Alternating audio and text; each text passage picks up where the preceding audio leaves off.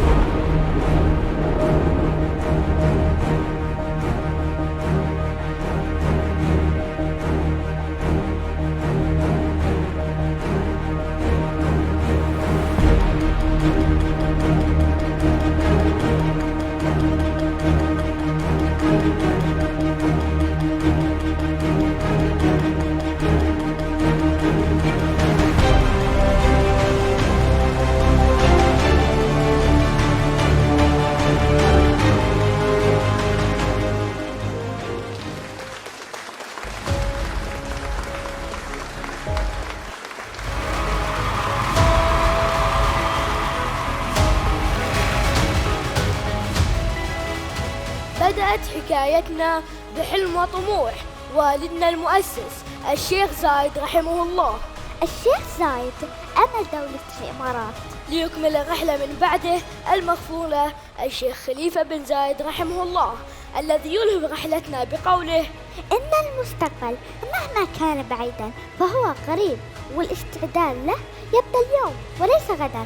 ليحمل راية الرحلة قائدنا صاحب السمو الشيخ محمد بن زايد حفظه الله، الذي راهن علينا وآمن بقدرات شبابنا فقال لنا: إن رهاني الحقيقي أنتم يا أبنائي، ولديني إيمان بأن التقدم في هذه الدولة لن يتم إلا بكم. الإمارات أمل العرب، فحمل مسبارها الأول اسم الأمل. لم نعرف كلمة المستحيل، وشعارنا قولنا لقائد ملهم صاحب السمو الشيخ محمد بن راشد. الإمارات بأبنائها قادر على تحقيق المستحيل والذهاب لآفاق أبعد في الفضاء. تسلحنا بالعلم والعمل، استكشفنا المريخ ودرسناه وعرفناه على مر السنين. سرنا دربنا بمعادلة ذهبية أوصلتنا للقمة، فبنينا مدينة الأمل، الحلم الذي راود البشرية يقود من الزمن، أصبح بجهودنا حقيقة. فأصبحت دولة الإمارات أمل العالم بأسره ومصدر الإلهام للبشرية جمعاء. واليوم نحن أتينا لنتعلم ونستعد اليوم الذي سنكمل فيه هذه المسيرة خلف قيادتنا الرشيدة وشعبنا الملهم.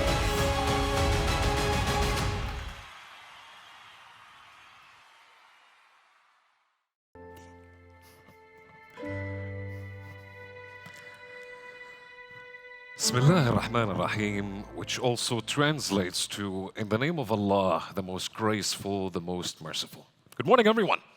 My name is Yusuf Abdul Bari. And first of all, if you thought light is the fastest thing that travels, would like to give our thanks to Gama Beynombra, Asia's Got Talent champions, that proved that shadow travels faster than light. Can we give them a round of applause, everyone? In addition to them, the two brave children that boarded this stage right now, and their names are Hamad and Abouظbي, for continuing that story of the UAE's achievement into outer space. Ladies and gentlemen, it's finally a reality. Zayed Talks, that's the name of our event, which is a launch to the platform. That's Zayed the Inspirer. We need inspiration to succeed, as much as a car needs energy to move. So before we start, ladies and gentlemen, an improvised story, if you allow me, Your Excellencies.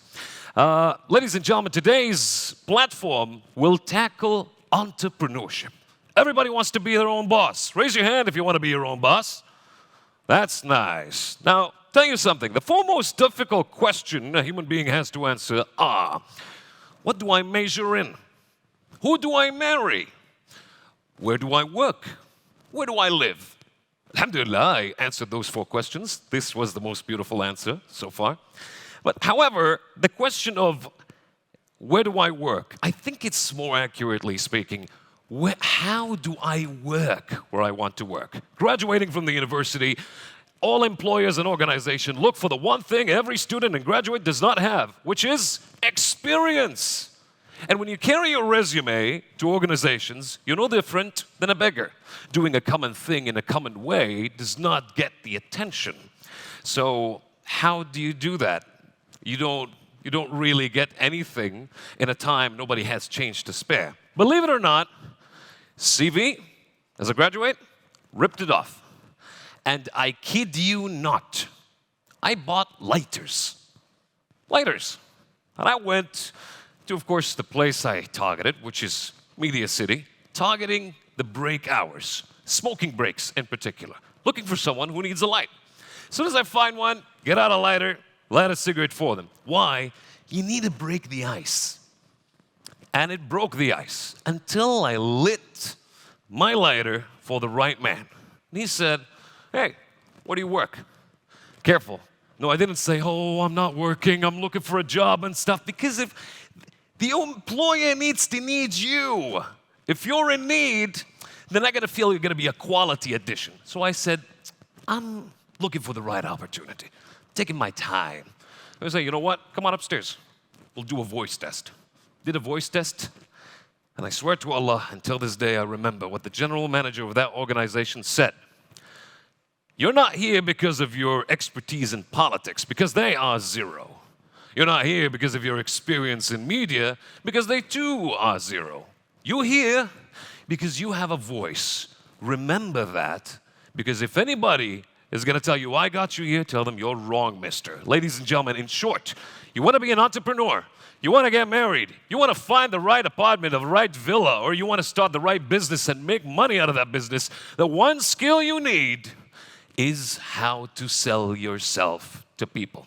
And today, we'll be feeding on that on the very exquisite menu and food to the mind we have for you. Welcome, everyone.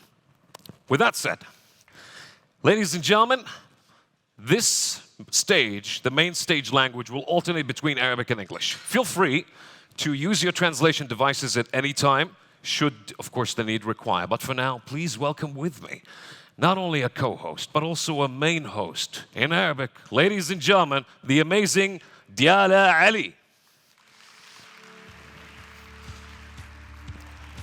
Thank you, Yusuf. Very welcomed. أصحاب السعادة، ضيوفنا الكرام، السيدات والسادة، أسعد الله صباحكم بكل إلهام في هذا اليوم المميز، ويسعدني ويشرفني أن أكون معكم في هذا الحدث المنفرد باسم زايد، قائدنا وملهمنا الأول في دولة الإمارات العربية المتحدة. الإبداع، التميز، التفرد هدف لدولة الإمارات العربية المتحدة، واليوم نجحت في اعتلاء قمم النجاح، فأصبحت أرضاً للإلهام ومحط أنظار كل ساع للتفوق. وها نحن اليوم في خطوة ملهمة جديدة، نجتمع لإطلاق الحدث العالمي الملهم الأول في المنطقة، زايد توك، تحت رعاية الفريق سمو الشيخ سيف بن زايد آل نهيان، نائب رئيس مجلس الوزراء وزير الداخلية. Well said, Diala. That's what you said, ladies and gentlemen. Your Excellencies and ladies and gentlemen, welcome to Zayed Talk, the Zayed the Inspirer platform that carries the name of our founding father, the father of inspiration. An inspiring morning to you, ladies and gentlemen. And what we'd like to say is that this platform is going to be a global inspiration platform. It started always from the UAE, and it always ends with the world and beyond. وانطلاقاً من شعار الحلقة الأولى لزايد توك، كن ملهماً أو be inspired، سيجتمع على مسرح واحد 8 متحدثين تحفيزيين عالميين ضمن محور ريادة الأعمال. Ladies and gentlemen, this platform will be bringing together today 8 global renowned speakers to talk about the community of entrepreneurs. So write everything you hear down on your hands if we don't trust our minds.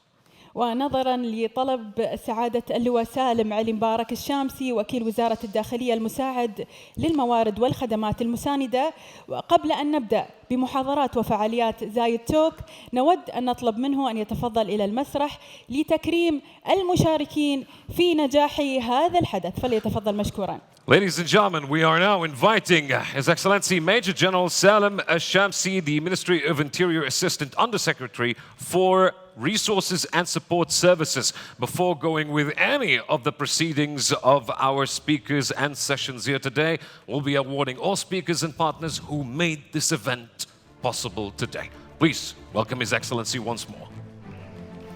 تقديراً لجهودهم ومساهماتهم الملهمة في زايد توك، نقدم لمحدثينا ومؤدي الفقرات الفنية والمشاركين في الورش المصاحبة والداعمين لمبادرة زايد توك دروعاً تذكارية وشهادات تقديرية.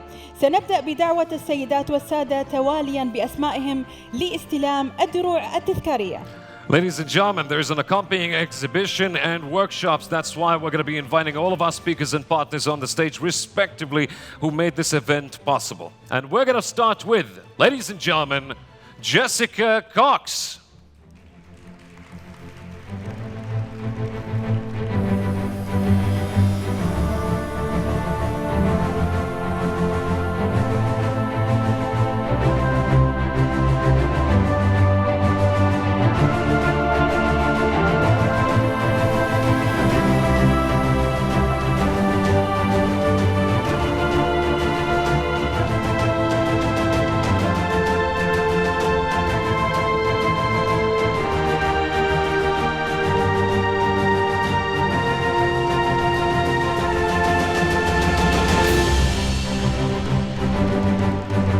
From our awardees as well, ladies and gentlemen, we summon onto the stage Mike Zila.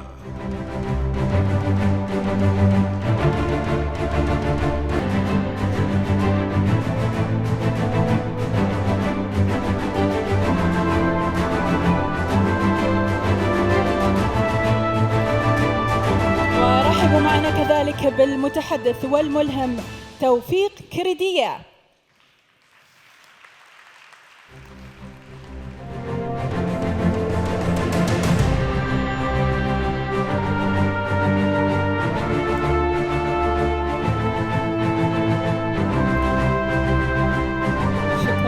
وكذلك ندعو إلى المسرح المتحدث ورائد الأعمال عمر البوسعيدي.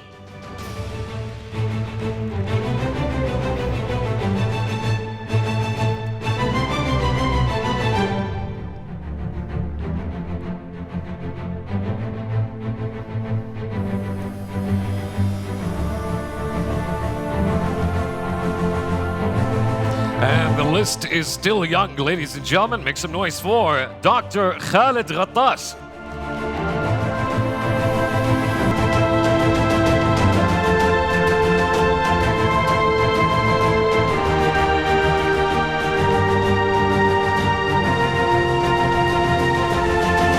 Can I also have a round of applause for our next one, Ula Dudin.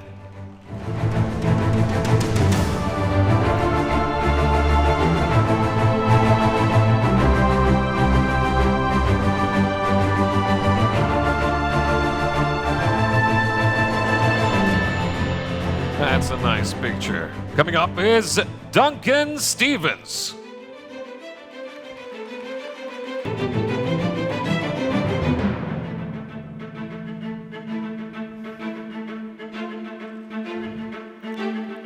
وكذلك رحبوا معنا إلى المسرح المخرجة الملهمة نهلة المهيري.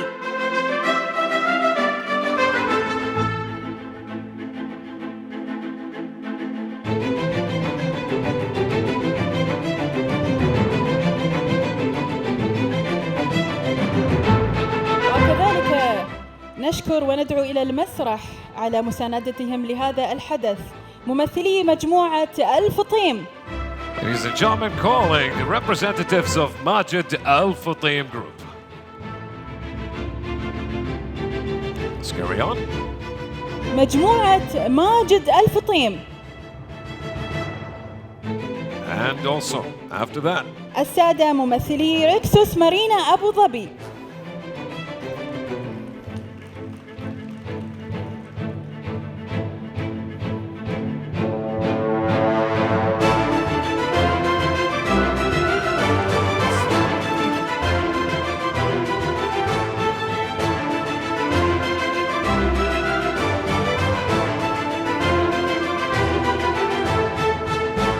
والسادة ممثلي مصرف أبوظبي الإسلامي.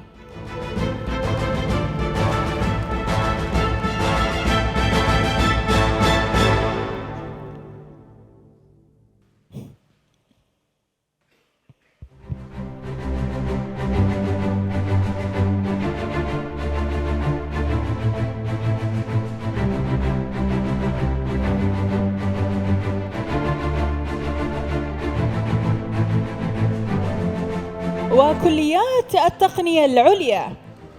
calling to the stage higher colleges of technology.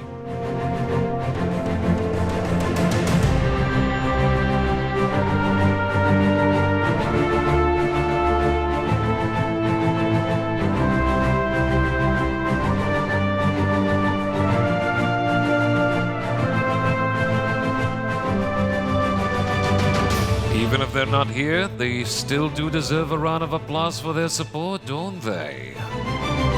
شكراً. They are here. All right, fault is on my eyes.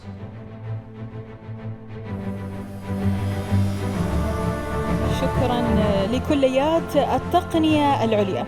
وكذلك نشكر وندعو إلى المسرح ممثلي دائرة الاقتصاد والسياحة في دبي. Ladies and gentlemen, the Department of Economy and Tourism, Dubai.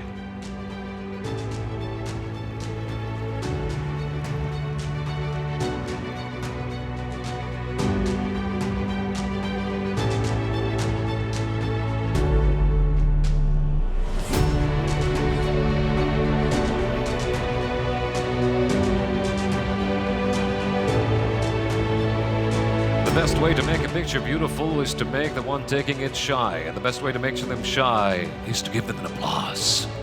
That's right. مؤسسة زايد العليا لأصحاب الهمم. Zayed Higher Organization for People of Determination.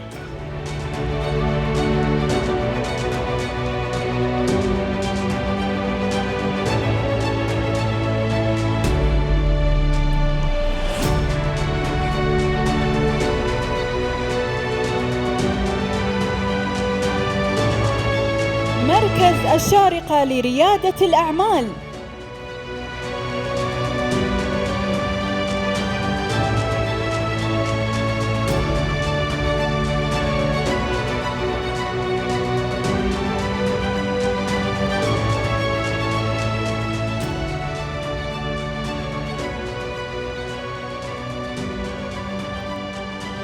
صندوق خليفة لتطوير المشاريع.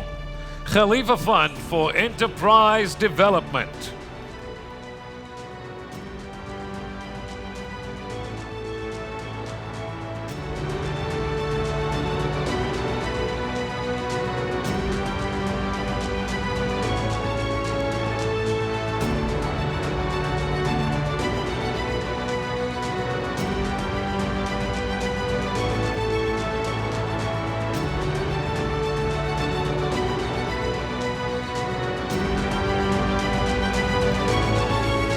ومؤسسة سعود بن صقر لتنمية مشاريع الشباب. Ladies and gentlemen, make it up for RAC SME.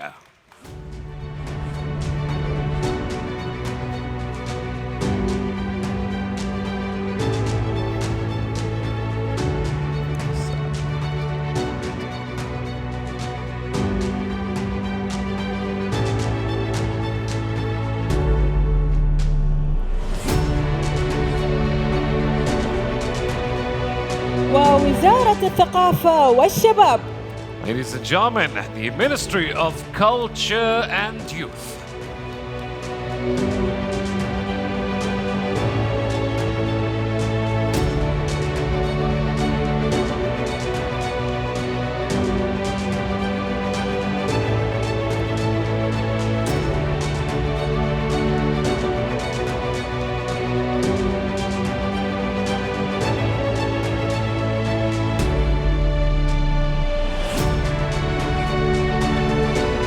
وأخيراً وليس آخراً جامعة خليفة. Last and definitely not least, Khalifa University.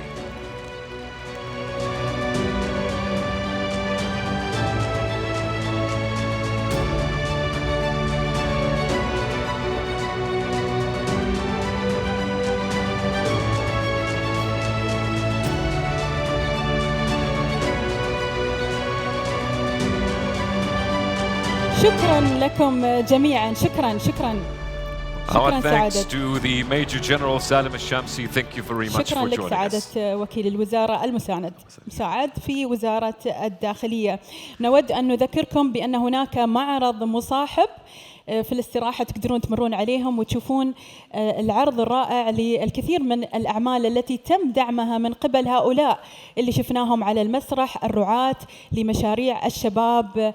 تقدرون تمرون عليهم وتشوفونهم وكذلك تستلهمون من الأعمال اللي قدموها. لا حدود للإبداع، مقولة يجسدها الفنان ناثانيال البيدي الذي جعل من هوايته في فن الرمل مهنة في دولة الإمارات. Ladies and gentlemen, creativity knows no bounds. The Guinness World Record holder Nathaniel Alapide, and with his magnificent sand murals, was applauded by many for his world's largest sand painting, which was a commemorative piece for the UAE and its rulers. Now, he will be producing one of his sand frames today. During the sessions, you'll be able to see it, and we'll be going to reveal it by the end of today's program. So you can look, but you can't touch, and behold the art that will come to be. نعم، يمكنكم زيارة العرض الفني طيلة مدة الحدث، حيث سيقوم هو برسم لوحته المميزة معنا اليوم مباشرة من حدث زايد توك. خلال الاستراحة أو بعد الحدث إن شاء الله بتشوفون الرسمة متكاملة بالرمل في هذا المكان. That's a very big canvas right there. It's 3 o'clock to your position. With that said, ladies and gentlemen, it is time to get vitamin I, inspiration. Beginning our groundbreaking and inspiring sessions, and that will be with someone who starts from inspiration in arts to inspiration in life. Despite being born armless due to an unexplained medical condition, she has proven to the world that through exceptional determination and unparalleled perseverance, one can achieve the impossible. All of these characteristics, ladies and gentlemen, has a name. We welcome together, ladies and gentlemen, Jessica Cox. حان الوقت لنستمع لأول العرض وأول الملهمين بعزيمة استثنائية وإصرار لا مثيل له. دخلت موسوعة جينيس للأرقام القياسية كأول طيار بدون ذراعين في العالم. تعرفوا معنا على جيسيكا كوكس التي تمكنت من التغلب على حالتها الطبية النادرة، فأصبحت نموذجاً ملهماً للآخرين بما حققته من إنجازات. رحبوا معنا بجيسيكا كوكس. The loudest applause. She deserves it. A lot of times people want to limit what they can do, limit what's possible. They want to call it the impossible. My whole life has been showing the world that it's not impossible. My name is Jessica Cox, and I'm a motivational speaker. I'm also the world's first armless pilot. I was born without both of my arms for no medical reason, but as a result, I learned to use my feet. And my feet became my hands. I learned to do things from feeding myself, how to write with my toes, how to do everything I need to do to be independent with my feet. When I was a young person, I really wanted to fly, and I wanted to fly over my playground like a superhero. I actually learned how to fly in a standard airplane, an airplane that was not designed for me. But now I'm on a mission to build the first ever airplane that can be flown with feet. I've had so many inspirational people in my life who have led me to become the woman I am. I think about my own mother, who lived out that example that anything is possible, that with your mind and your faith, you can do anything. Everyone has some purpose on this planet. To those of you who have your own challenges and you work through them every single day, whether they're visible or invisible, I want to encourage you to keep putting on this amazing fight. With determination, anyone can achieve the impossible.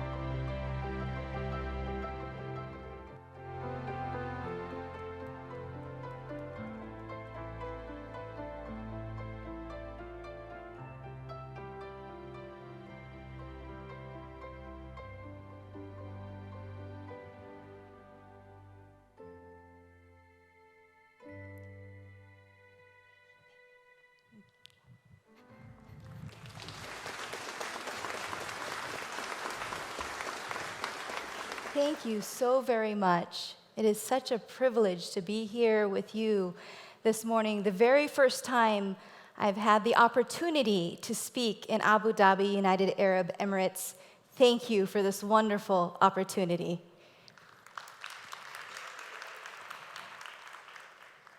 Now, I looked around when we landed. It was late last night, but I am aware that there are some similarities here. Then to my home, I live in the desert of Arizona. The only thing is I don't have the beach. So you have a wonderful beach, and I'm looking forward to seeing that at some point during my stay.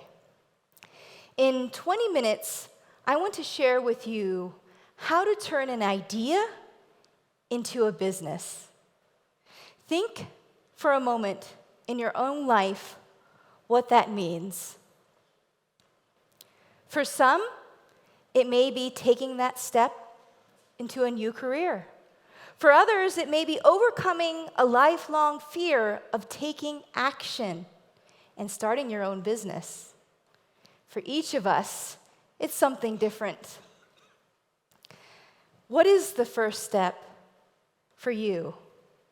For me, in order for me to take my first step, I had to first learn how to put on my shoes. So let me tell you a story. Growing up on the playground with all of my other classmates who had their arms and hands. And growing up on the playground, my teacher showed the whole class how to tie your shoelaces.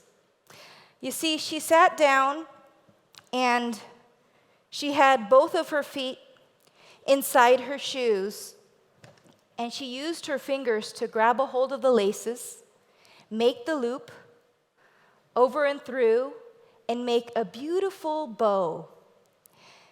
And as I watched her demonstrate to the whole class how to do that, I watched and wondered, well, how do I do that?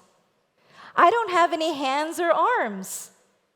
How am I supposed to do that? It was like trying to understand a foreign language without an interpreter.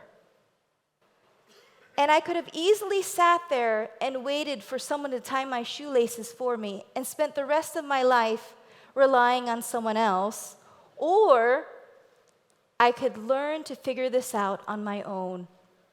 And it would determine the opportunities for the rest of my life. So I sat there and I thought about this in a different way. I had both shoes off my feet, and I put one shoe in front of me at a time, and I watched as my teacher showed everyone else. For me, it meant to grab the laces just like this, over and through, and pull to tighten. One loop, the next loop, and after hundreds and thousands of tries, I made the bow.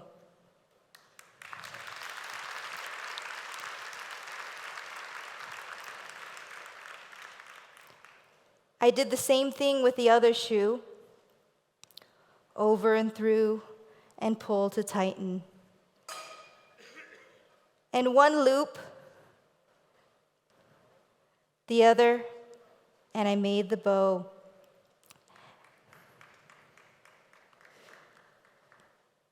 I could then slip my foot inside the shoe, and at the age of 6 years old, I not only learned how to tie my shoelaces, but I learned how to think outside the shoe. I was born without both of my arms, and for centuries, in certain parts of the world, it would have meant a life of dependence, depending on someone to help me do things like brush my teeth, feed myself, and do everything that's normal. But as I stand here before you, I stand before you as an accomplished entrepreneur, someone who's spoken in 27, now 28, thank you, Zayed Talk, 28 countries around the world. It is my pleasure to share with you the strategies for how to take that first step. Now imagine what it would be like if you could take action without fear. What would that mean for you? Maybe an opportunity that crossed your path, you dove right into it without any hesitation.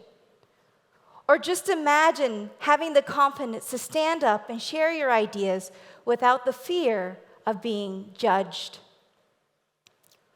Or imagine trusting yourself to achieve anything in your life.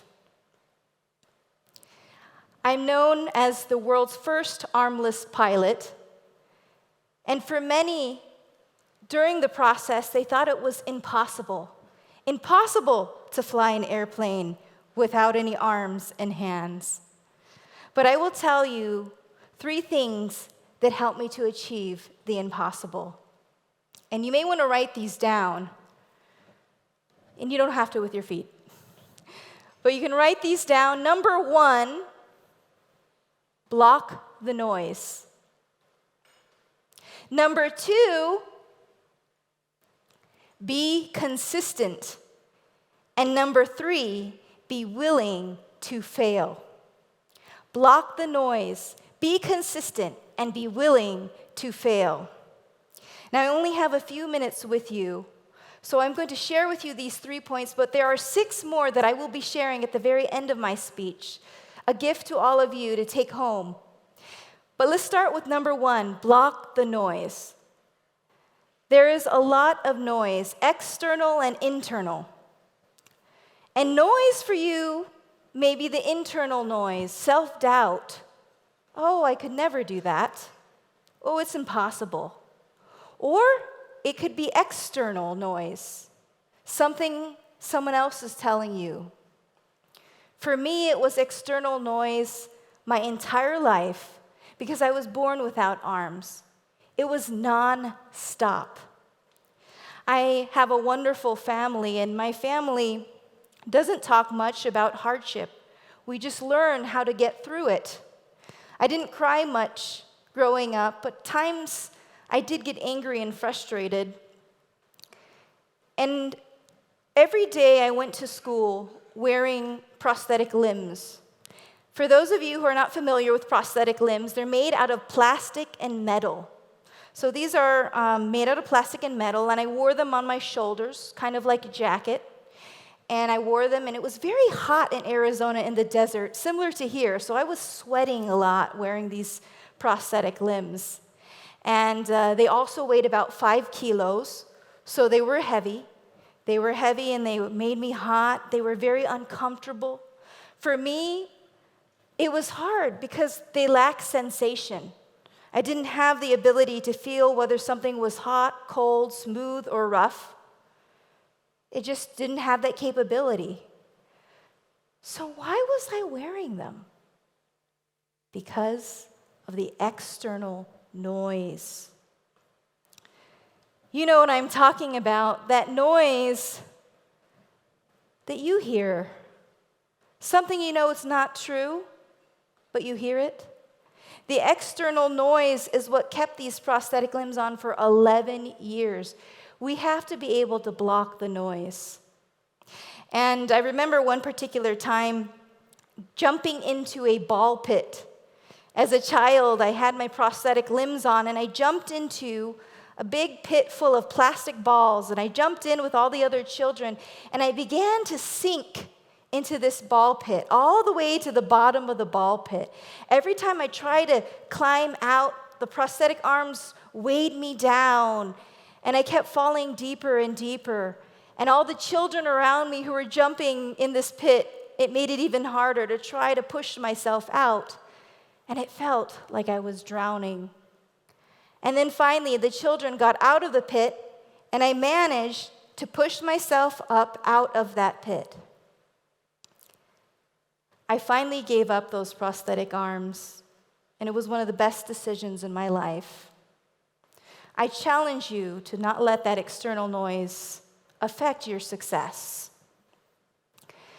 We have to be able to block the noise, and we also must be persistent and be consistent in our efforts. Consistency is so incredibly important. Having consistency in what we attempt to do is so important. I have to share with you, when I decided to become a speaker, an entrepreneur, I knew that there were a lot of speakers in my field, and a number of speakers were speaking on different subjects, and I needed to differentiate myself from the speaking market. And so I decided to pursue becoming a pilot. But becoming a pilot was going to take a certain amount of consistency. It was going to take dedication, hard work, persistence. And so I went out to start my journey to becoming a pilot. After finding a flight instructor, I went out to the airport every single morning before the sunrise, drive an hour to get to the airplane. And when I was at the airplane, prep the airplane and then go through all the training that was required with my instructor. This was for months and months, 6 days a week before the sunrise. And I'm not a morning person, so this was very hard for me. But I would get up and I'd train with my instructor and go through all the consistent processes of learning to teach my body to do something no one has ever done before.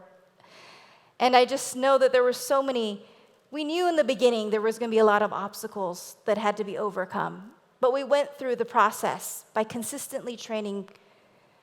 And there was a point in the training after 2 flight instructors, 2 years, training in 2 different states, that we hit this point where I felt everyone had given up on the possibility of me becoming a pilot. I just remember hitting rock bottom and feeling like everyone had given up. They've done everything they can. We've gone through all the processes, and it was going to be impossible to continue. But you see, consistency is more than a physical thing. It's mental. It's having the focus. It's having the motivation to keep going when it gets tough. And I pulled up a picture of an airplane, and I put it on the backdrop of my computer. And every morning I spent just a few minutes, a few seconds, envisioning what it was like to fly that plane, what it would feel like, what it would look like. And that's what allowed me to keep pushing through till I got my third instructor. And my third instructor was a very good instructor. He took me through all of the training. I was having a lot of trouble landing the airplane because it is one of the hardest things to do when you land. There's a lot going on. I was coming in too fast. I was coming in too slow sometimes. Sometimes I would hit the ground. And sometimes I would just not do it right. And so my instructor worked hard with me on this training when it came to landing the airplane and being consistent. And one day I remember I sat in the airplane with my instructor. He said, "Give me 5 consistent good landings, and I will climb out of this airplane and let you fly my airplane alone." That morning, I gave him the first good landing, the second, the third, the fourth, and finally the 5th good landing. And my instructor climbed out of the cockpit of his airplane, and he said to me, "Make sure you hear me on the radios and stay in communication with me. And I'm going to sign your logbook, and you can go and fly on your own now." And it was the moment I was waiting for. He signed my logbook, and I remember sitting there in the airplane thinking to myself, wow, this is what I've been waiting for. And the toes of my right foot were wrapped around the yoke. My left foot held onto that throttle. And I was so focused. My heart was beating. I was so excited. I was so determined to fly that airplane alone. And I started to lift off. As I started to lift off, it didn't even hit me that I was flying the plane alone. But I started to get higher and higher and higher until it was time to now turn back towards the airport. And when I made that turn going back towards the airport, all I heard was static. And I began to panic. Why is there static? This has never happened in the airplane. Something must be wrong with my headset. Something must be wrong with the radios. And I tried my best to troubleshoot. I looked over and the plugs were just fine. Then I looked up at the radio and I thought, well, maybe something's wrong with the radio, but the radio was fine. And then I started to drift. The airplane was drifting more and more as I took my focus off flying the airplane. And I began to panic and wonder, what is my instructor thinking on the ground? This is his airplane. His license is on the line. What's he thinking right now? I was supposed to be in communication with him, but I didn't because something's wrong with my radio. Something's wrong with my headset. I'm not able to communicate with him on the ground. And I could continue down this road and spiral out of control and crash the airplane.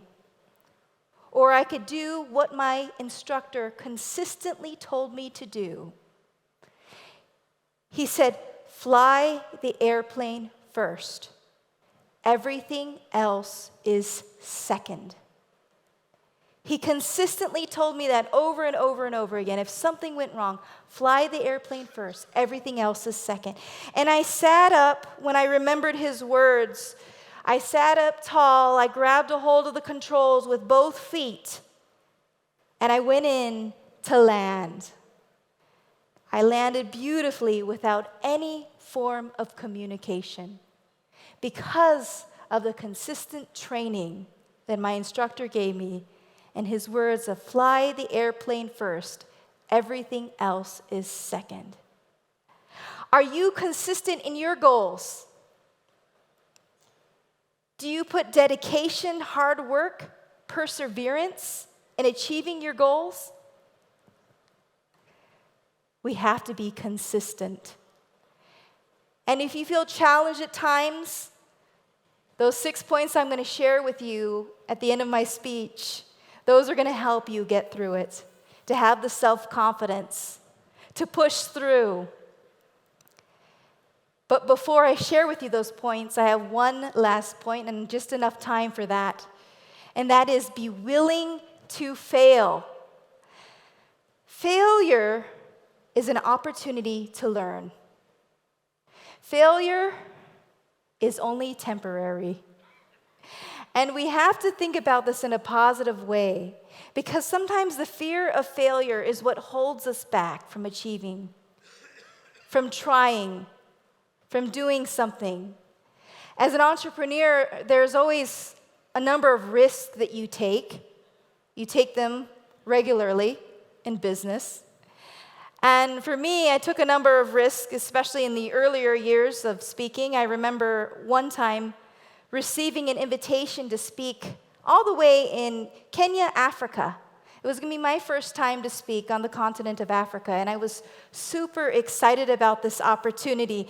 I just remember getting the phone call and saying, oh, yes, I'd love to speak. And I was invited to fly to Mombasa, the capital of Kenya. And the organizer was going to be there to meet me. And I remember him greeting us at the airport. But before we landed, I didn't have all of the plans figured out just yet. I didn't have my payment secured. And I decided to go ahead and leave anyway because we were running out of time and we were dealing with logistics.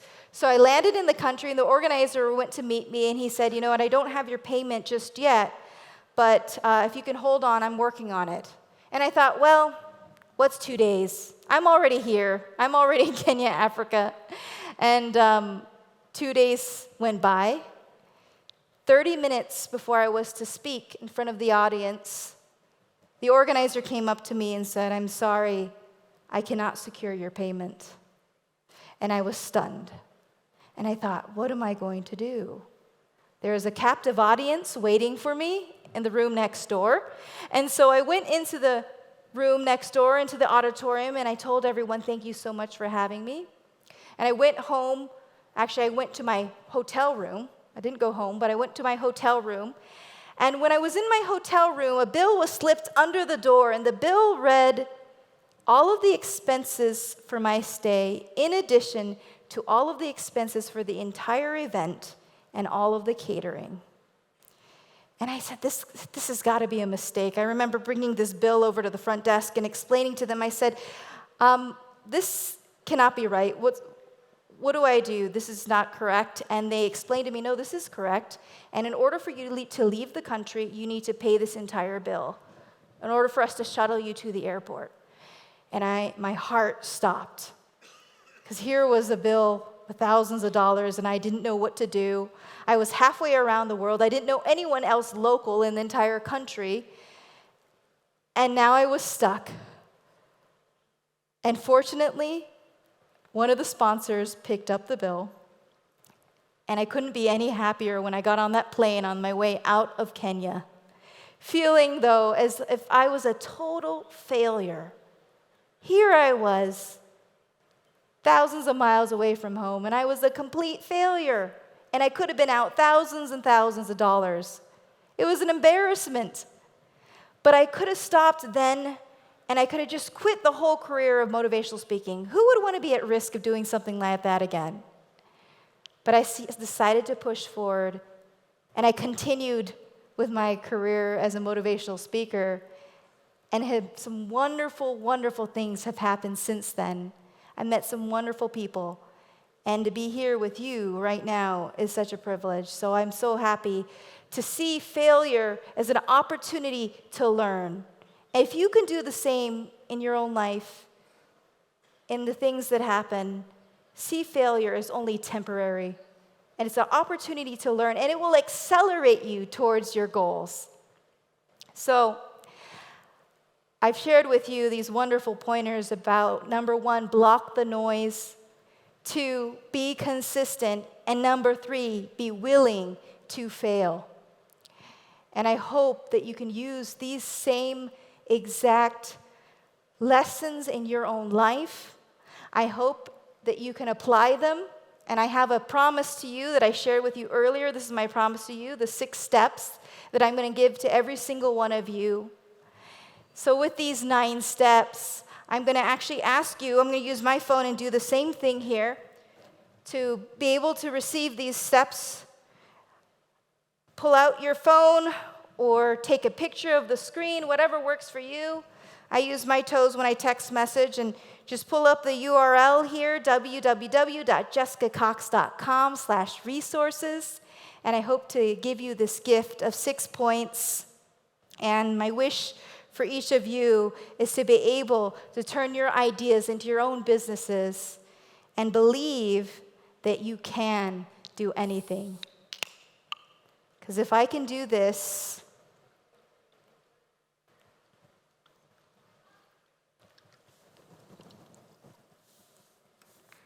so can you. Thank you so very much. I am confident you will adopt these strategies and apply them to your own life and see the same rapid results as many have before you. It has been an absolute pleasure. I wish you the best and have a wonderful day. Thank you.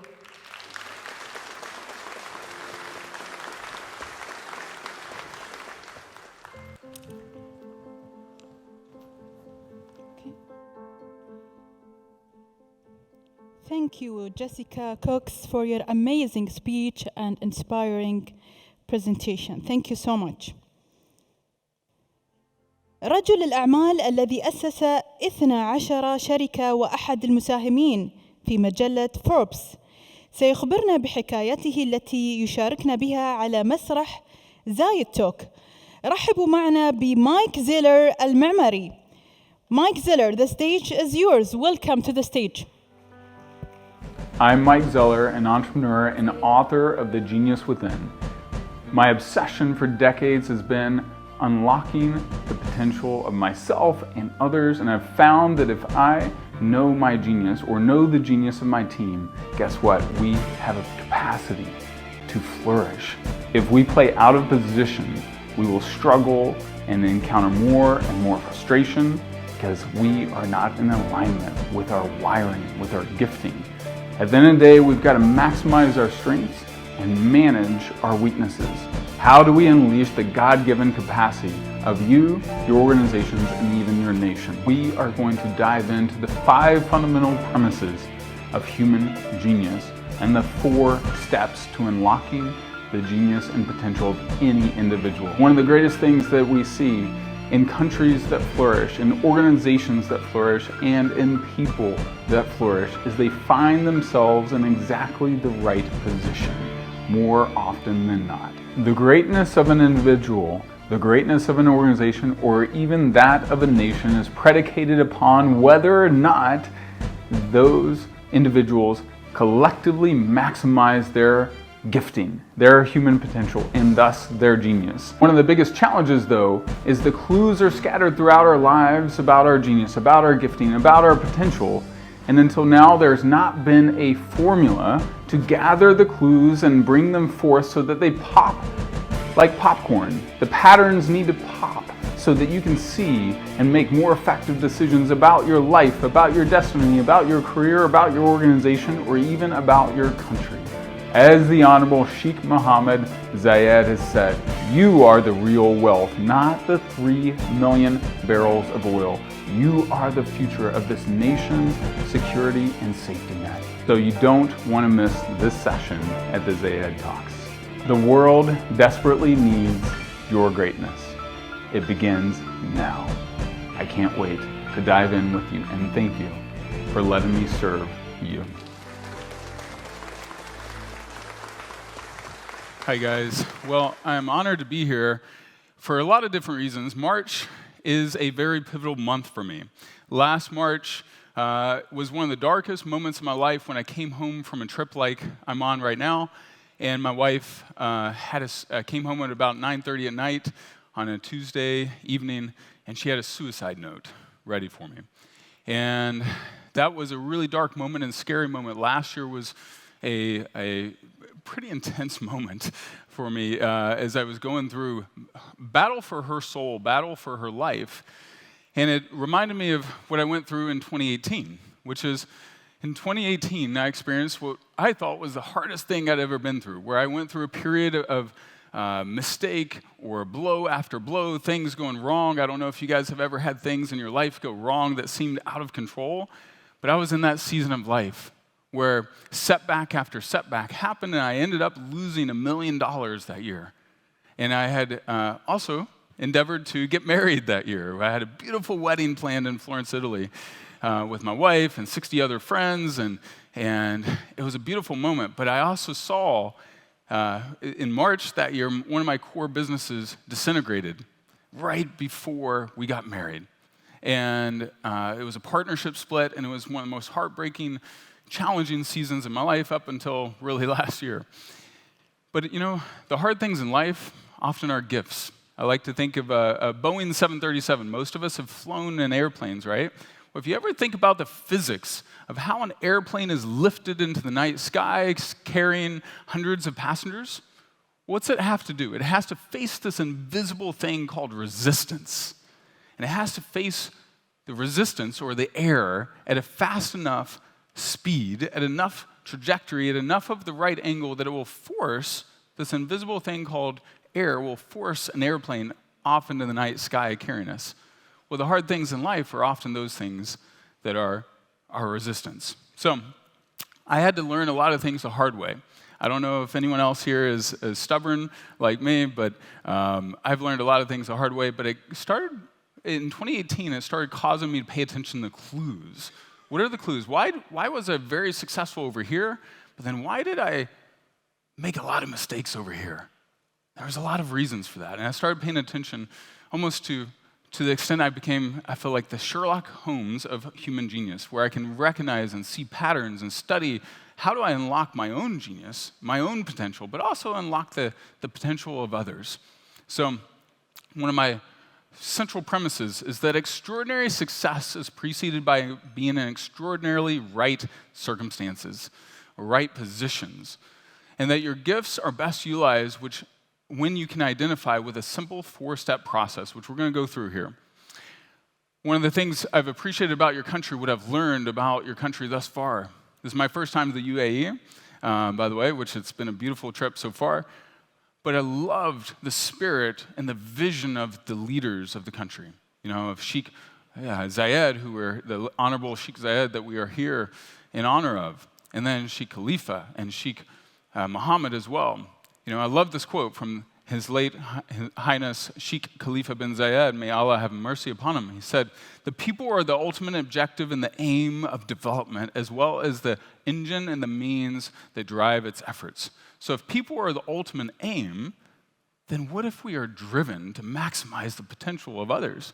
What if there was a process and a pathway to identify, hey, as I look at my children, as I look at my employees or my team, as I look at my own life and my trajectory, what if there's a pathway for me to gather the clues about my deepest area of gifting? So I feel like there's 3 main ingredients of unlocking human potential. There's identity. We're going to talk about the identity of this country for a second here in a moment. Genius. How do I decide and define and decipher what is my deepest area of genius? And then alignment. And it's true of individuals, companies, and nations, but identities can shift. Here's one of the craziest, coolest stories I've ever heard as I've learned about the UAE. You know, in the early 1900s, this was a country of fishing and pearl diving and trade. Then in December 2nd, 1971, through the vision and leadership of the Honorable Sheikh Zayed and others, they formed a great country with a vision to become even greater, to create great things, right? And His Highness Sheikh Khalifa advanced the vision and identity even further. Rising up out of the Middle East, you've become arguably the greatest country in the Middle East, from what I can see as an American. But now His Highness Sheikh Khalifa, Sheikh Mohammed bin Zayed Al Nahyan is forging a new national identity, the next level of identity on equality and renewable energy and cutting-edge innovation in all sectors. So as you look, one of the things that I see over and over in organizations and people and leaders and high achievers is that your identity precedes your destiny.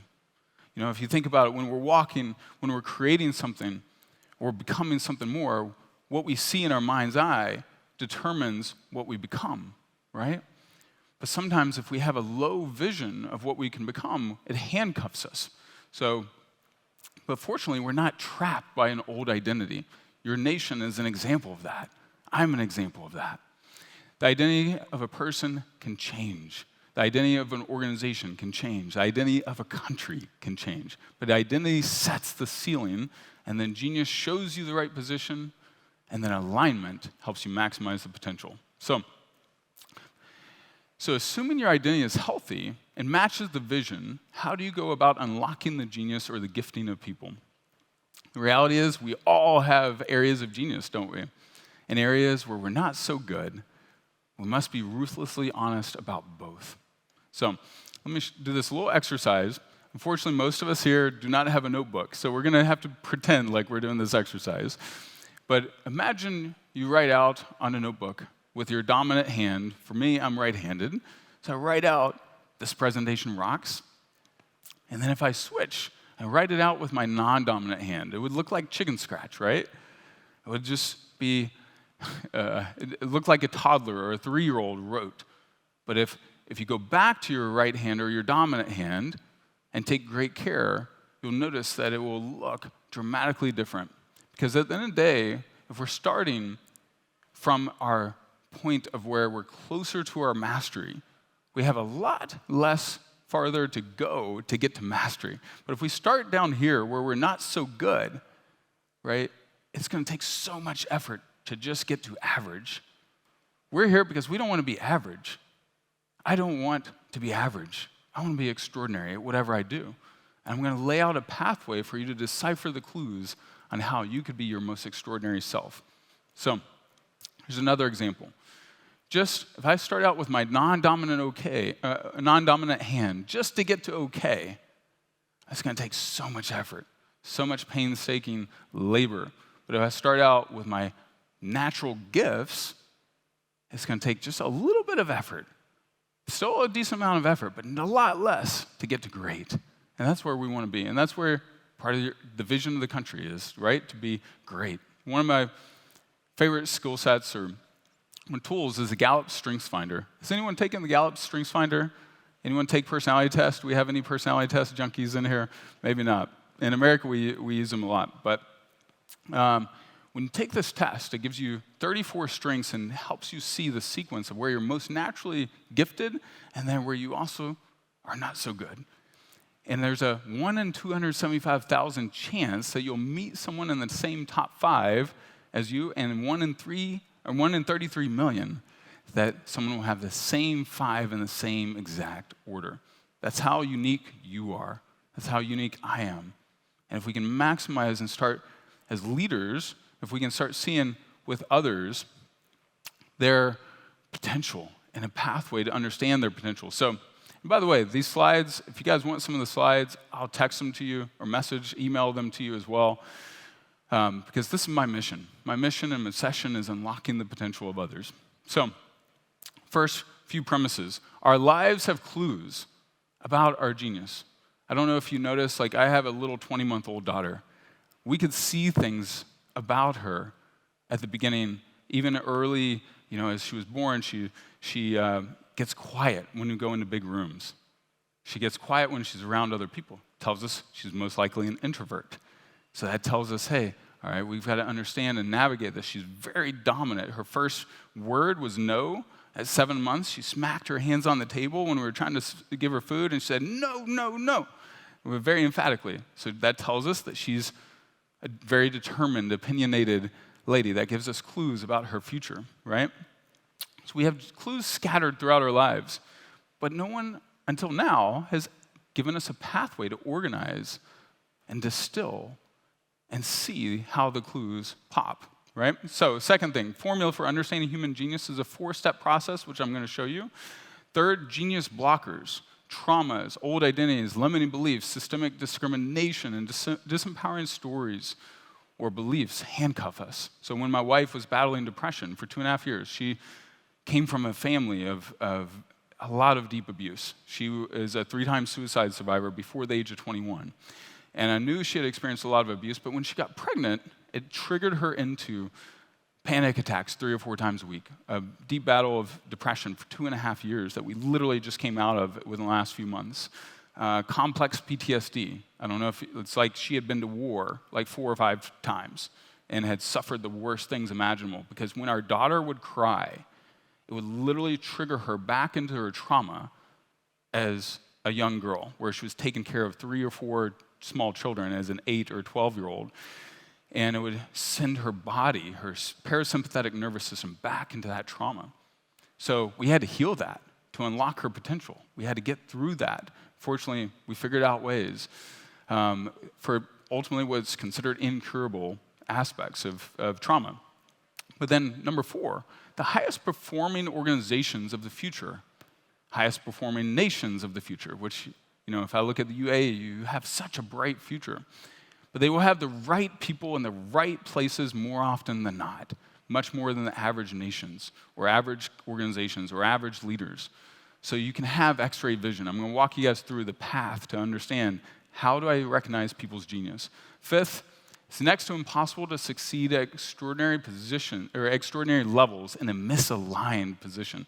How many of you guys have tried something and you just absolutely stunk at it? Right? It was because we're in a misaligned position sometimes. Sometimes we need to keep going and learn, but other times it's just not the right position for us. So I love this quote by His Highness Sheikh Mohammed bin Zayed Al Nahyan. It says, "You are the real wealth, not the 3 million barrels of oil. You are the future of this nation's security and safety. We are in a good condition now, but we want to establish the vision for 50 years and beyond." That resonated with me. He has the vision. He recognizes that the people are the real wealth.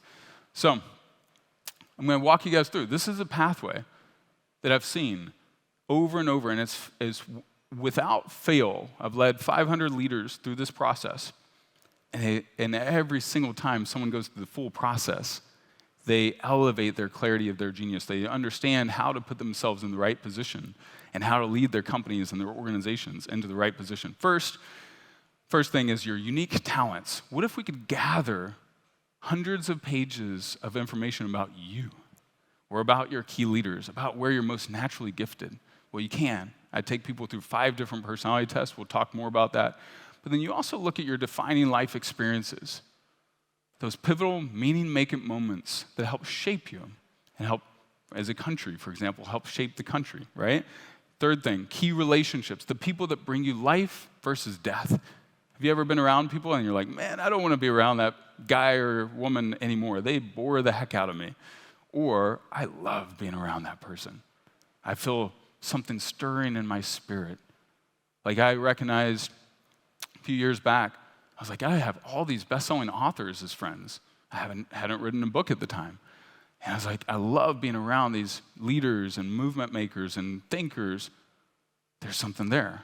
And now I have 1 book done, another 2 books in the queue. Last thing, your values and passions. What do you stand for and what do you stand against? And what are you curious or passionate about? So we'll cover briefly through this. So the 4 steps, again, 5 different personality tests. You get 250 pages of insight. When I do the defined life experiences, you go through from your birth to now.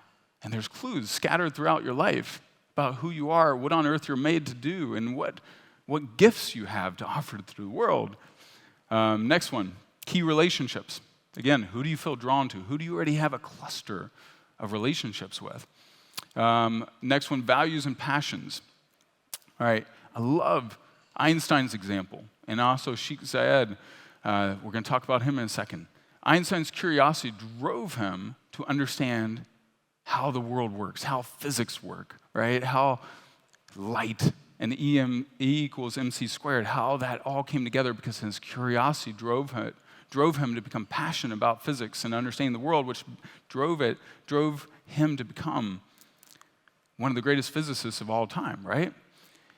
And then if you look, one of my favorite examples, from what I've learned about the Honorable Sheikh Zayed bin Sultan Al Nahyan, he was curious about what could happen if the 7 Emirates united to form a great country.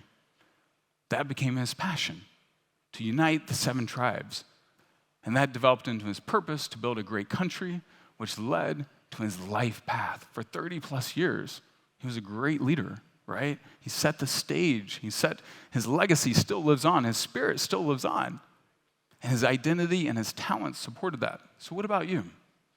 What are your curiosities? What's your passion? What's your life purpose, right? What if you could gain some clarity on that? I'll fly through these a little bit. Reggie Shetty, one of my clients I work with, we went through the whole process we're talking about. He's got 350 employees, but we gave him a lens and a filter so he had x-ray vision. He could see his team at another level. What if you could see the people you lead, even your family, understand and appreciate their gifts and help them find their natural life path? So, in Rajesh's example, his communication elevated, his executives got more inspired, and his team got more inspired. Another one, Kristen Boss, she was just a hairstylist when we met. Now she's a best-selling author, an entrepreneur with a multi-million-dollar business. She's built real wealth for her company and her family because she stepped into her deepest area of genius. She did the hard work to figure it out, and she found confirmation that, one of the key quotes is desire. The root word for desire means sire, of the Father, of Allah, right? If we have a desire, a longing, a quest for something, it was given to us by God, by Allah, right? Trust it, explore it, step into it. Don't allow yourself to be captivated by what I call the disease of small-itis. Like, I'm not enough. I'm not good enough. I can't do this. Who am I to do this, right? So here are some of the benefits of reverse engineering your genius. First thing is your flow state increases. How many of you guys are familiar with flow state? Flow state is where you're 500% more productive. It's where work becomes play. And people who experience flow state, they get all 6 of those neurochemical cocktails, where you're twice as likely to step in a flow state if you know your strengths and if you operate from your strengths. How many of you guys, you do something you're not so good at, you don't step into flow state, you step in a frustrated state. That's what happens to me. If I try and do something I'm not so good at, like my wife is a poet, I cannot write poetry. Not very well. If I try and write poetry, it's horrible. She will not let me sing to our daughter because I'm not a good singer. My wife's a great singer, but that's not my flow state, right? Second, your level of inspiration, natural drive increases dramatically. And then third, you experience a huge increase in happiness, fulfillment, and progress. All right? So those are some of the benefits. Love this quote from His Highness Sheikh Mohammed. He said, "I am certain from what I've witnessed from my simple interaction with bright minds and hopeful, optimistic faces that we are betting on the right people in the right generation for the future of the UAE." So I want to leave you guys with a few final questions. Are you operating from your deepest area of gifting right now? Are you effectively managing your weaknesses? What if you could actually see and understand your weaknesses at a whole nother level? What if you had x-ray vision? You could walk into a room and you could pick up on patterns. Like Omar, who's speaking here in a moment, he's brilliant and talented. Talking with him for 10 minutes yesterday. He left the room and I said, Omar's probably really good at this. He's probably not so good at this, isn't he? And his wife nodded. She's like, how'd you know that? Because I can see patterns. I can recognize patterns. Just not because I'm special, just because I have a filter. And what I'm offering to you guys is a filter that will allow you to have x-ray vision on leading your people, your company, your family in a different way that will align with their deepest area of genius. So, second, what would happen in your life if you were 50% clear on your gifts and weaknesses? Do you know your own gifts and weaknesses with razor sharp clarity? But what if you could, right? Third, for leaders, what if central to the design of your organization and your hiring and your leadership, your communication was the understanding of the gifting of the people you lead? And what if you had that x-ray vision we're talking about? Fourth, for romantic relationships, it changed my marriage, knowing my wife's strengths, her knowing my strengths, knowing my weaknesses. Like I don't know about you guys, but we could get at it a little bit. We could fight a little bit. We have a little tension sometimes because we're so opposite. But now we can flirt and play and laugh about each other's differences and appreciate instead of being frustrated We've traded our expectations for appreciation because we understand and appreciate each other's strengths. Fifth, what does your organizational culture need to be to unlock the genius of others? So, I don't know if we're having questions or not, but I've got a few free guides and different assets for you guys, and I'm here for the next 3 days to serve. So if I can be of service, WhatsApp me, there's my number. I'd love to meet you. I'd love to serve you. I'd love to help you unlock your genius or however I can serve. So that's what I have for my talk. Also, if you're interested in any, I have a workshop coming up, and then I also do VIP and one-on-one mentorship. So that's my email as well. I'll be checking and responding as much as possible over the next 24 hours, but I'd love to serve you guys, and I'm honored to be here. So thank you guys. All right. يعد من أنجح رجال الأعمال في المنطقة، وهو الرئيس التنفيذي لمجموعة Brands for Less، الذي نجح في تنمية وتطوير مجموعته لتصبح العلامة التجارية الأم للعديد من العلامات التجارية بأكثر من 50 فرعاً في العديد من الدول. رحبوا معنا بالملهم توفيق كريدية.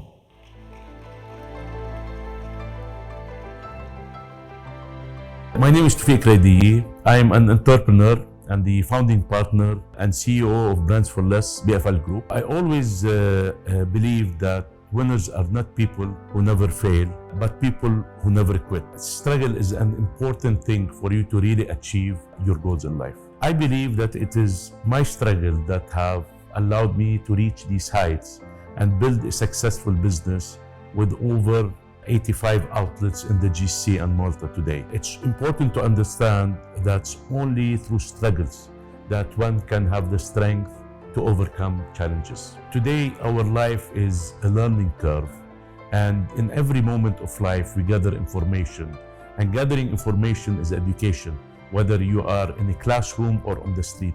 So you go out every day and try to catch new information that will really strengthen your character and give you more insights about life.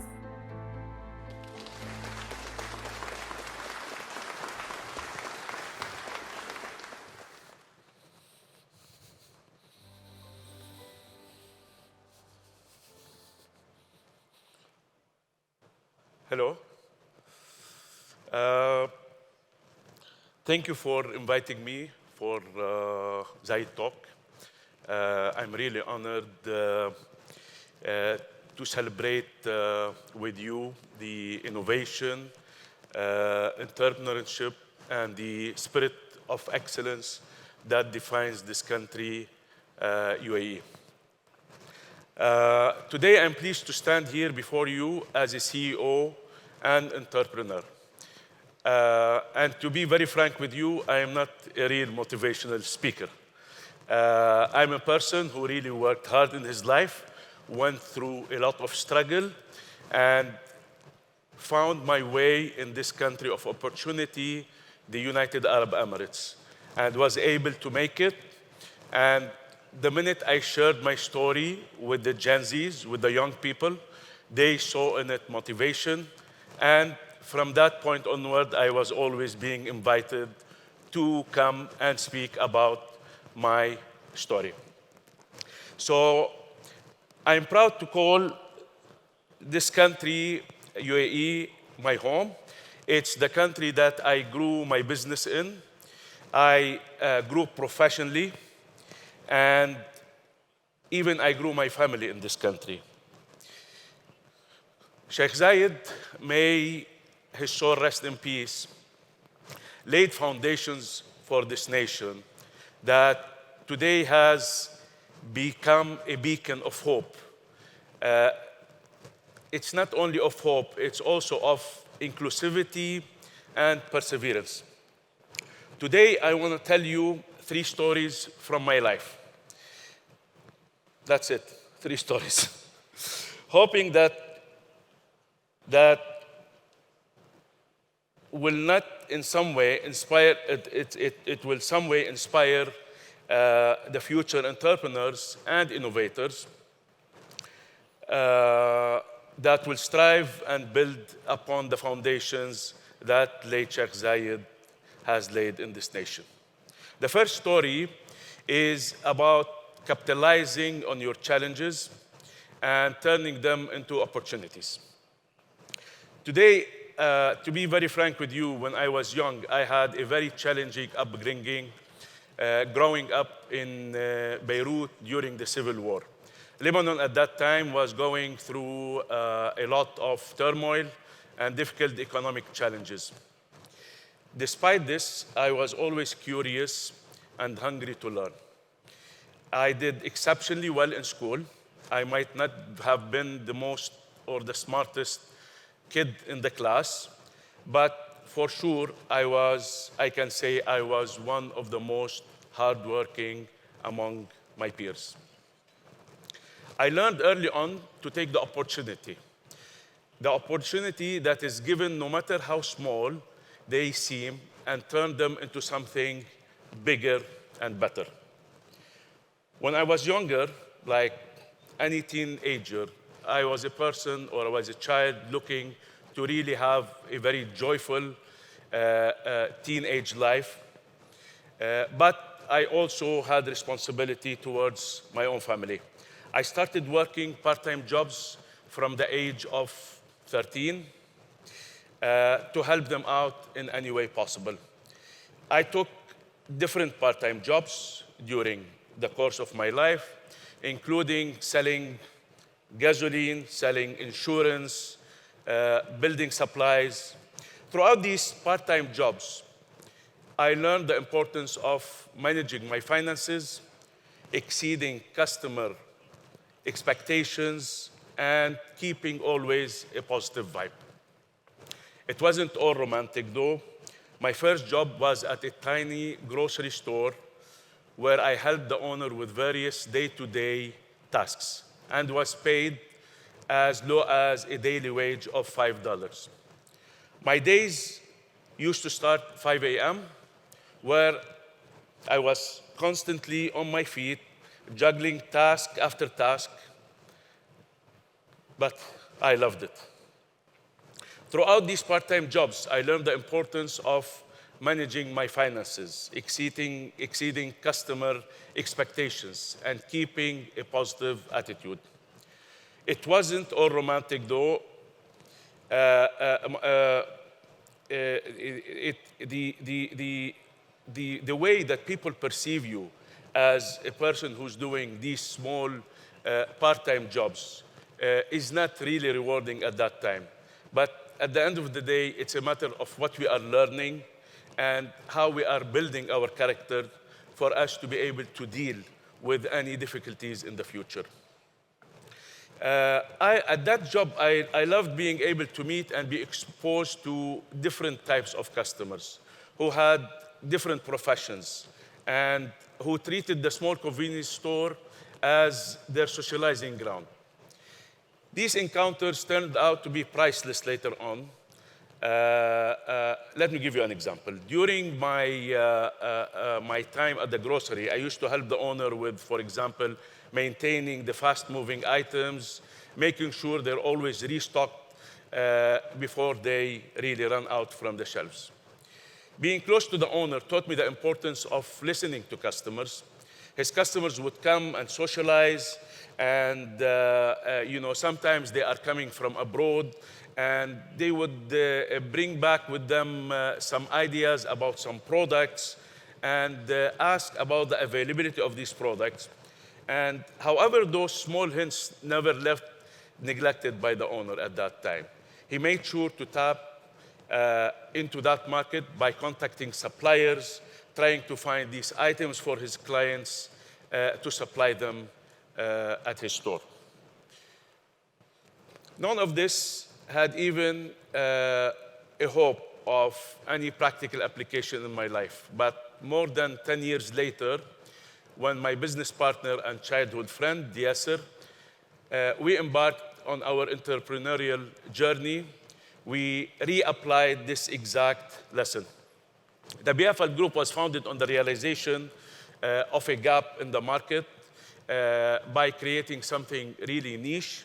It was introducing the off-price module to this part of the world which for us at the beginning, it was an uphill battle due to the fact that, this type of business was not popular or was not known in this part of the world. So based on these gaps and trying to fill these gaps and trying to really give something that is niche, this was the start of the success of this type of business in the UAE. So if I had never taken these part-time jobs, I might have never learned the importance of listening and observing market trends and gaps, of course. At that age, I did not see that. I was too young to really appreciate this information that I am getting on a daily basis. But of course, later on you will know how important it is to stay vigilant to the needs of your customers and to stay relevant to your market. My second story is about being approachable and relatable.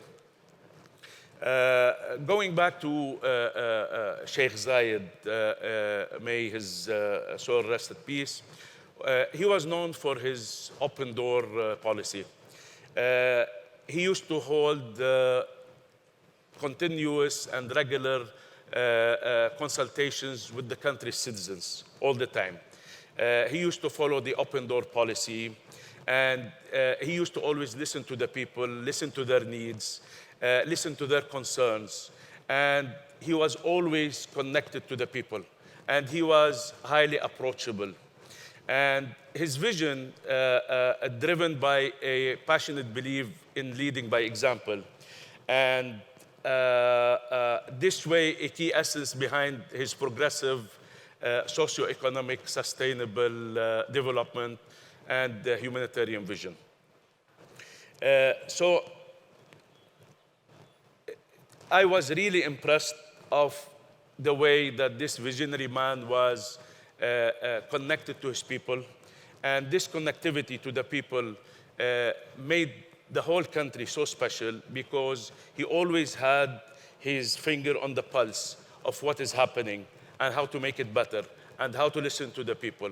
And I believe through my journey with all the business experience that I have, I think this was my most inspirational lesson that I've learned was from Sheikh Zayed.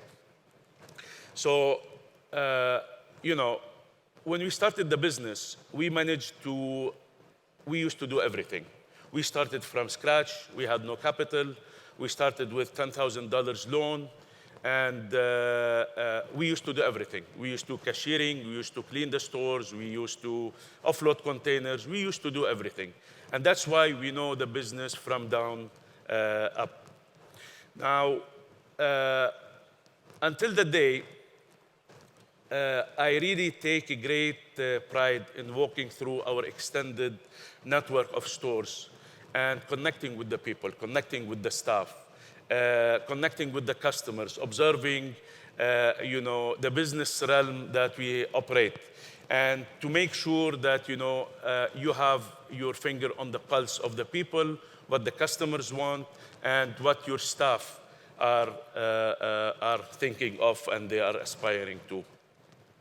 So what really the late Sheikh Zayed applied in the country, I try to apply it on my small business in comparison.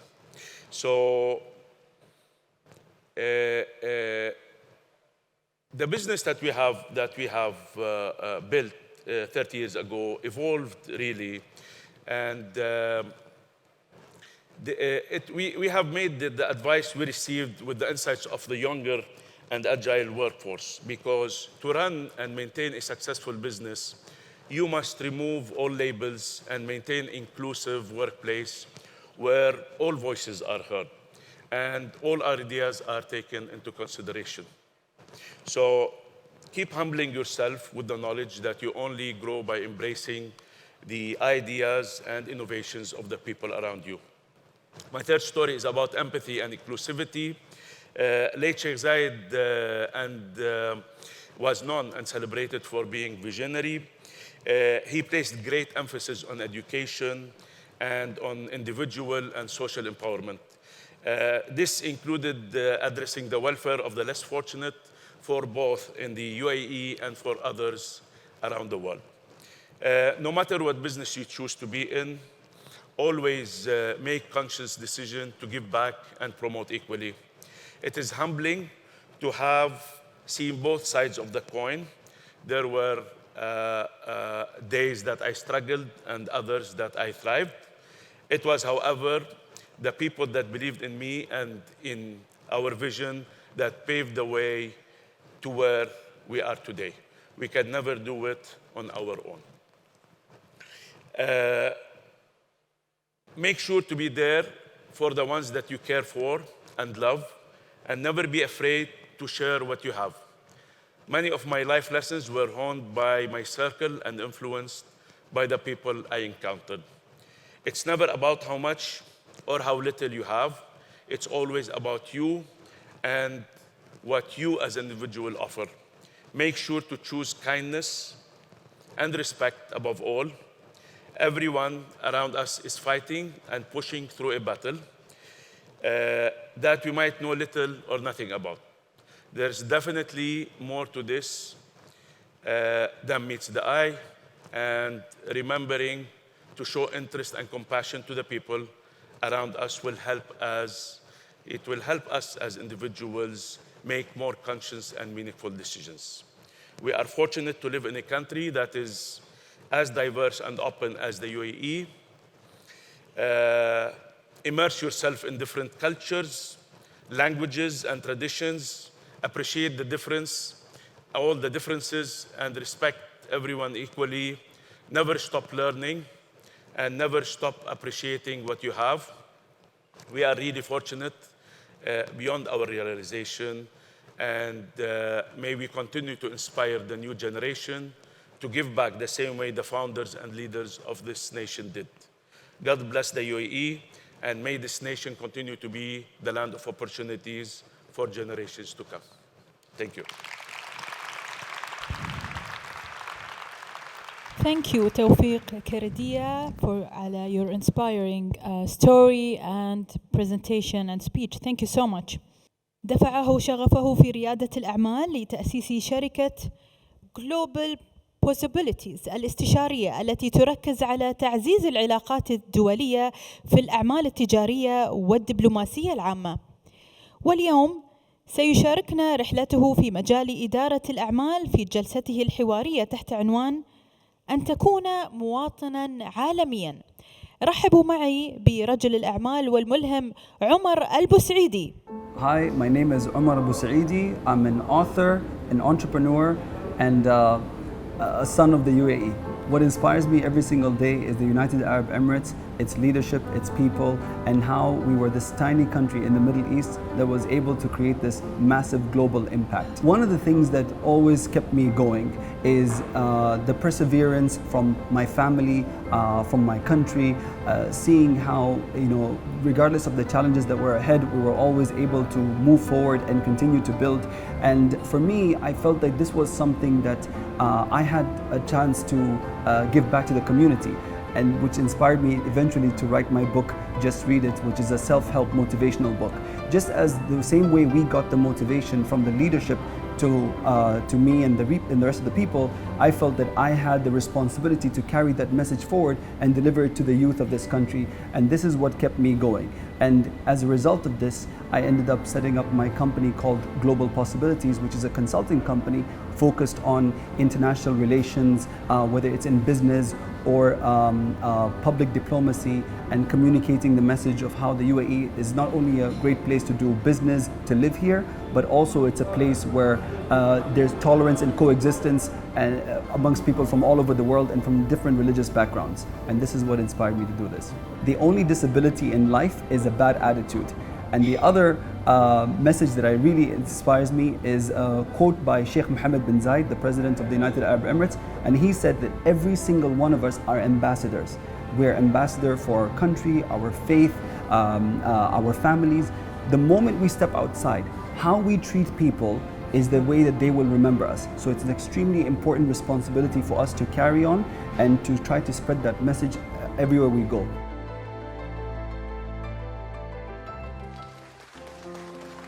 السلام عليكم ورحمة الله وبركاته. ايش حالكم يا الربع؟ معاكم عمر البوسعيدي. صراحة كنت أبغى أكلمكم بالإنجليزي بس ما أدري أكلمكم بالإنجليزي ولا بالعربي؟ عربي خلاص أوكي، لأن شفت إنه كله إنجليزي وقلت أوكي يلا. أنا كاتب ورائد أعمال، عندي كتاب اسمه Just Read It. للأسف يا شباب الحين الكتاب باللغة الإنجليزية، بس إن شاء الله بتترجم قريب بالعربي. الكتاب عن تطوير الذات، وفي الكتاب أتكلم عن الذكاء العاطفي والاجتماعي. So very quickly, ladies and gentlemen, I'm an author, an entrepreneur. I published a book called Just Read It, and the book is about social and emotional intelligence. I'm going to do this both in English and in Arabic, so the translators in the back don't have to worry. I want to take care of everybody here. Very quickly, أنا بديت رحلتي صراحة من يوم أنا كنت صغير. نحن في البيت ما كان عندنا خدامة. الوالدة كانت تخبرنا إنه أوكي لو تبون علاوة شهريا لازم تداومون، ويعني ما تقدرون تطلعون في الويكند أو ما تقدرون تروحون حتى المدرسة إلا لو تنظفون البيت. يعني تقوم من الشبرية على طول you gotta make your bed. لو يوم مثلا تخلصون الغداء والعشاء لازم تغسلون الصحون. When I used to grow up, my mom, she wanted to just give us a monthly allowance on only one condition. Because we didn't have a housemaid growing up, because it's kind of usual in this part of the world for a lot of people to have like a help in the house. But for her, she was like, fine, if you want a monthly allowance, the only way you're going to get this is that you have to clean the dishes, you have to do the dishes, you have to do the house chores, clean the car, and everything else. وحتى يعني يوم نحن كبرنا شوية وكنت كان عمري يمكن 13-14 سنة، يعني نحن في إجازة الصيف عندنا يمكن 3 شهور صح؟ أوكي، بس بدال ما مثلا أطلع مع ربعي وألعب وكذا، الوالدة كانت تقول لي لا، عندك بس شهر واحد بتلعب مع أصحابك، والشهرين الباقي لازم تدور دوام، لازم تداوم في مكان. فقلت لها ما أنا عمري 13-14 سنة، وين بداوم؟ وين بحصل شغل؟ وين بيعطوني شغل صح؟ My mom, when I grew up, when I was a teenager, about 13-14 years old, she's like, you only have in the summer break 1 month of playing with your friends, and the next 2 months you had to find yourself a job. And I was surprised. I was like, Ma, where in the world am I going to get a job at these 2 months, and I'm only like 14 years old? But subhanallah, alhamdulillah, إن الدولة أعطونا فرصة إن مثلا نداوم في البنوك وش اسمه في البرنامج الصيفية. فما أدري يمكن في وزارة الداخلية عندكم برنامج هذا ولا لا؟ صح؟ عندكم موجود عندكم. So إن شاء الله next summer أنا بقدم عندكم. أخذ شيء خبرة من وزارة الداخلية. So basically there was opportunities that was offered by our government to work in the bank. So at a very young age, at like 14-15 years old, I was already working in the bank. So من يوم أنا صغير تعلمت شيء واحد، إنه كيف مثلا مو بس أكون يعني رائد أعمال، إن كنت أفكر في هالشيء، بس في نفس الوقت قدرت إن أكون أو حسيت إنه مواطن عالمي، لأن هني في الإمارات الحمد لله عندنا فوق 200 جنسية ساكنين في الدولة صح؟ ويوم كنت أداوم في البنك كان عندي ناس من الهند أو من مصر أو من لبنان وكذا، أو من بريطانيا وأمريكا. So at a very young age, I was already exposed to so many different nationalities that helped me understand their way of thinking. So even when I was presenting a project, I was comfortable with how to speak to somebody from the UAE or somebody from Egypt or somebody from these different countries. And this is the beauty about living in the UAE, a country that's so diverse, it has people from all over the world. I'm very, very happy, and I hope my mom is watching, and I love you, Ma. Thank you for this amazing,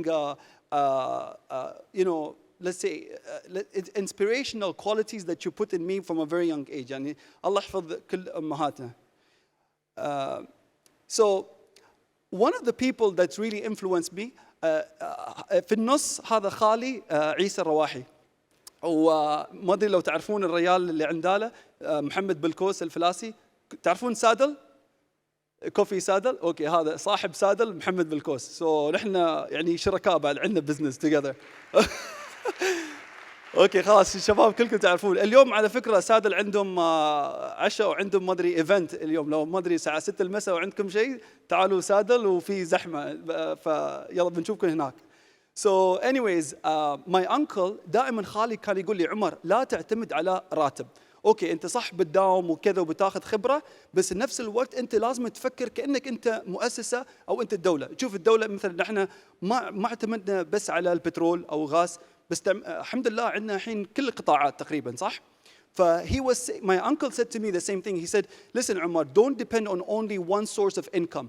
I want you to think of yourself like an organization or like a country where they have multiple sources of income. So I'm always grateful to my uncle. من يوم أنا كنت صغير كان دائما ياخذني معاه في اجتماعات وكان يقول لي عمر لا تتكلم، تم اسمع وخذ نوتس. يعني كل ما تاخذ نوتس كل ما تفهم وشي بتعرف كيف مثلا تتعامل مع الناس و how do you negotiate contracts وكل شيء. فالحمد لله I'm very happy إن خالي كان معاي من يوم أنا كنت صغير وهو يعني ألهمني. فأنا صراحة ما كنت أعرف. أوكي قال لي ادخل في البزنس، ما كنت أعرف شو بسوي في البزنس. فواحد من أول الشركات اللي فتحتها يوم أنا كنت صغير كان شركة دعاية وإعلان. So I had an advertising agency. One of my first businesses, because I wasn't aware what I wanted to do, what was my passion. I was pretty young. I was around 18 years old. كان عمري 18 سنة. فيوم كان عمري 18 سنة قلت يلا شفت إن في الإمارات بدينا يعني مثلا نفتح للعالم وإن الناس يقدرون يستثمرون في الدولة وكذا، وشفنا عماير وإعمار يسوون دعاية ونخيل وكذا كل الشركات الدار. I was like, okay, this is the best chance now for me to do advertisement for these companies. قلت اوكي يلا انا بدخل في الاعلان. فالحمد لله كنت اجيب شركات، كنت اجيب بزنس، بس المشكله شو؟ كل ما تتعامل مع الشركات ذيلا يعني ما يعطونك مثلا 50% في البدايه، يقول لك يلا خلاص انا بشتغل معاك بوقع معاك بس بدفع لك عقب متى؟ مو حتى شهر او شهرين، كان يدفعوا لي يمكن بعد 6 شهور او 8 شهور. فانا كنت اتوهق، ما كان عندي السيوله في البنك. I didn't have enough cash flow in the bank. This is the problem when you work in advertising and consulting or maybe even events. You don't get paid on time. People want to pay you 60, 90 days later or sometimes even longer than that. And for a startup, a small business, this is the biggest issue. إن شاء الله الجماعة خليفة صندوق خليفة ودبي SME كلهم ياخذون هالملاحظات، لأن هذا الشيء إن رواد أعمال يواجهونه، هاي التحديات اللي نحن نواجه. So الحمد لله that was the first business. So I had a creative agency.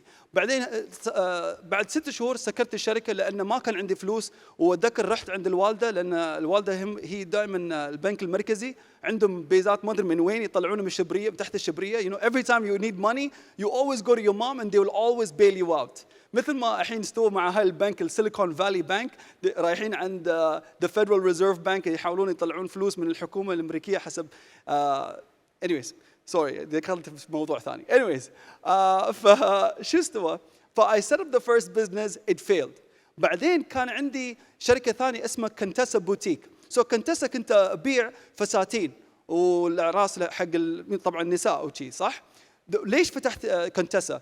لأن أنا عندي أختي الكبيرة عايدة كل أسبوع أسبوعين تروح عرس، وكل ما تروح عرس عندها فستان جديد وكذا. أملك عايدة ليش يعني كل اسبوعين وما ادري ايش يسوي؟ لا لان ما ربيعاتي كلهم موجودين هني وما يقدرون يشوفون ان في نفس الفستان اللي لبسته حتى من شهر او شهرين. قلت خيبه يعني انتم كل عرس تلبسون شيء ثاني شيء جديد. she's like hey. I was like oh انا شوف I thought it was a bit crazy. I was like I don't know why. لان هاي الكندوره عادي انا يمكن لبسته الاسبوع اللي طاف والاسبوع يمكن سنه بعد ما ادري من متى عندي الكندوره. Okay so the second business I had was a women's boutique store selling wedding gowns and evening dresses, because my older sister used to always want to go to weddings and would always wear a new dress, and I wouldn't understand why would she wear a new dress all the time. So I thought that the best idea for this was to open a store that sells women's dresses and wedding gowns. بس المشكلة شو استوى في البزنس؟ بعد سنة تقريبا سكرت المحل. لأن سكرت المحل لأن المشكلة كان عندي المحل هني وعندالي كان مطعم لبناني. صراحة أنا حبيت المطعم، بس المشكلة ريحة الزعتر وزيت and everything else وثوم وكله كان يدخل في المحل وعند في الفساتين. So the problem with the shop was I was next to a restaurant opened next to me, and this is the problem with planning, by the way. If the regulators don't plan where to open which shops, this is an issue.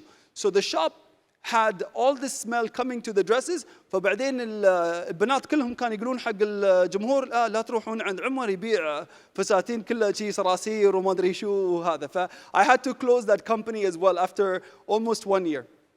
بعدين طبعا الوالده كانت تقول لي عمر انا قلت لك انت تم في الدراسه وعندك مداوم انت اوريدي، فليش يعني تبغى تسوي كل هذا ولا تسمع كلام خالك؟ يعني انا منك ما this is your brother ما شاء الله، يعني هو لان خالي ما شاء الله عليه هو تاجر وعنده شركات في الاويل اند جاس وكذا وكل شيء، فقصدك لا انا لازم اكون مثل خالي you know. فقالت لي الله يعيني فيك وفي خالك. فالمهم بعد سنه after another year, a year and a half, I set up a business consulting firm هني في أبوظبي في بناة المعمورة. كان عندي مكتب اسمه Connections Middle East. الشركة الاستشارية هذه Connections Middle East كنت أساعد شركات من خارج الدولة إن يفتحون في الإمارات، خصوصاً في شركات من بريطانيا. So I had a company, a consulting company called Connections Middle East, where I used to help British companies to win contracts here in Abu Dhabi. Actually, I met before with وزارة الداخلية, وزارة الدفاع, and these companies were coming from different sectors, so I used to do like the introduction for them. Unfortunately, this business also failed لأن كان الأزمة المالية. So when the financial crisis hit, سكرت الشركة I was like, okay, خلاص, I guess this is not going to work. مكتوب هناك barber shop. كان عندي حلاق صراحة في دبي، بس also الحلاق يعني أنا بعت الشركة ما خسرت فيه. It wasn't a business that I failed with my barber shop, but I just saw an opportunity to sell it to somebody else. Moving on, just to let you know, so هذه كانت تجربتي في ريادة أعمال، بس في نفس الوقت الحمد لله كان عندي خبرة في عدة أماكن. يعني اشتغلت أنا الحمد لله في أول مكان اشتغلت فيه كان في بنك دبي الوطني. So when I worked in banking, again, like I said, I got that experience of working with people from different parts of the world. وعقب انتقلت لغرفة تجارة وصناعة دبي.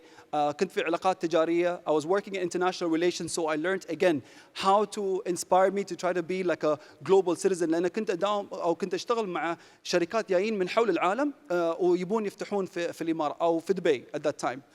So I worked over there. And then يوم سعادة خليفة المزروعي كان مدير عام بلدية أبوظبي.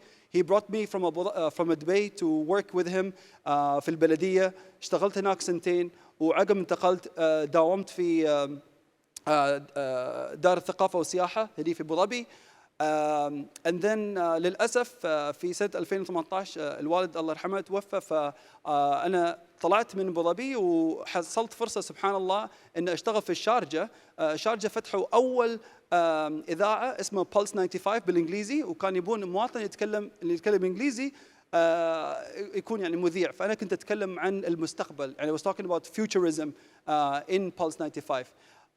والحمد لله والشكر بعدها يعني أنا رحت أمريكا وكنت أدرس ماسترز في شؤون دولية. I was studying my masters in the US in international affairs, and I managed to work at the UAE consulate. كنت أشتغل في القنصلية الإماراتية في نيويورك كملحق تجاري. So I was supporting American companies to do business here. كنت أساعد الشركات الأمريكية إن يدخلون الإمارات. بس في نفس الوقت one of the things اللي أنا كنت أشتغل عليه يوم كنت في القنصلية كنت وايد أحب موضوع التسامح والتعايش. طبعا نحن هني في الدولة دائما نتكلم عن هالموضوع كثير مهم. فأنا يعني يوم كنت أتعامل مع ناس من يعني سواء كانوا يهود أو المسيحيين وكذا، فأنا كنت دائما أدخل في حوار معاهم وأثقفهم عن إسلام. وحتى إن مثلا نحن هني في أبوظبي عندنا مسجد اسمه مريم عيسى بن مريم، مسجد عيسى بن مريم. ما كانوا يعرفون ان مثلا نحن في الدين في الاسلام ان يعني نحب ونصلي لمريم وعيسى عليه السلام. يعني نحن we pray for them. So a lot of people in America, and some of you may relate to this, they were not aware, people when I used to engage with Christians or Jews, that in Islam we also respect Mary and Jesus. I started to get involved when I was in the consulate talking about religion and business and everything else. And this is where I had the opportunity to then basically be an ambassador for our country. It was always something that I thought in my head that I want to represent the UAE. Moving on, with the experience I got from my businesses, with the experiences that I got from working different places, كل التجارب اللي حصلتها من البزنس وحتى يوم كنت أشتغل في الحكومة وكذا، هذا تعلمت شيء واحد من كل الأقوال من شيوخنا، الله يرحمه الله يحفظ رئيس الدولة. You can see here that basically Sheikh Zayed said the real spirit behind progress is the human spirit. نحن أنتوا دائما أحب أقول حق الشباب يوم تطلعون أنتم من بيوتكم نحن نمثل أكثر أو أكبر منا نحن. أنت تمثل عائلتك، أنت تمثل دولتك، أنت تمثل دينك، أنت تمثل العرب. So when we go outside, how do we represent the best version of ourselves? أنا أحب مثلاً أتعلم حتى من كل لغة أعرف جملة مثلاً فرنسي أو إسباني أو يوناني أو روسي أو هذا. فيوم تتقابل ناس هم يحبون هالشيء. أتذكر هني في أرض المعارض كان في فعالية اسمها مجلس محمد بن زايد للأجيال المستقبل. I was a speaker at that event. أنا كنت واحد من المتحدثين في أول فعالية المجلس. وفي المجلس الشيخ محمد بن زايد قال إن نحن كلنا سفراء. Sheikh Mohammed bin Zayed Al Nahyan, the president of the UAE, he said in an event which was a very big event that took place right here at Adneyk, it was called the Mohammed bin Zayed Majlis for Future Generations. In that event, in front of 3,500 people, Sheikh Mohammed bin Zayed said that we are all ambassadors. Every one of us. You don't have to have a position that says أنت سفير أو قنصل. لا، نحن كلنا سفراء. ونحن سبحان الله نحن we're maybe like 1 million people. فنحن المليون شخص لازم نطلع ونمثل أفضل وجه للعالم. So this is our opportunity. One of the things أنا أحب أتكلم في هالموضوع. قبل كان عندي سيارة أودي. فأتذكر يوم كنت أودي السيارة للعالية وأولاده هني في مصفح، كنت قاعد في الريسبشن وما بتصدقون يا جماعة أنا شو شفت. تخيل في أودي أو في علي وأولاده كان عندهم ستاند مثل شيء إعلان كاتبين service your car in 90 minutes أو ودي سيارتك للصيانة ل 90 دقيقة، وتحت مكتوب timed by Germans. اللي حطوها 90 دقيقة كاتبين إن هالوقت من الألمانيين، هم يتكلمون عن الألمان إنهم كلهم دقيقين So imagine if a company، هاي مش دولة، شركة تتكلم عن شعب ككل إنهم they are punctual، بيخلصون السيارة في 90 دقيقة. نحن لازم نفكر نحن كإماراتيين what will people say about us؟ ليش ما نحن نتكلم ناس يقولون هذا صنع من الإمارات أو مصمم من الإمارات أو كذا. So لو الناس يعرفون إن نحن we stand for something, this is our opportunity now to build a brand, and this is the idea of becoming a global citizen. يوم نحن نطلع الناس يعرفون أوكي هذا إماراتي، هذا مخترع أو هذا ما أدري شيء. You know what I mean? So we have to build this brand, and every single one of us can do this. Moving on. بعض المواصفات المواطن العالمي هو متسامح أو يحترم الحقوق الإنسان أو يبغي أو anticipate toward making a difference، يبغي يسوي فرق في العالم.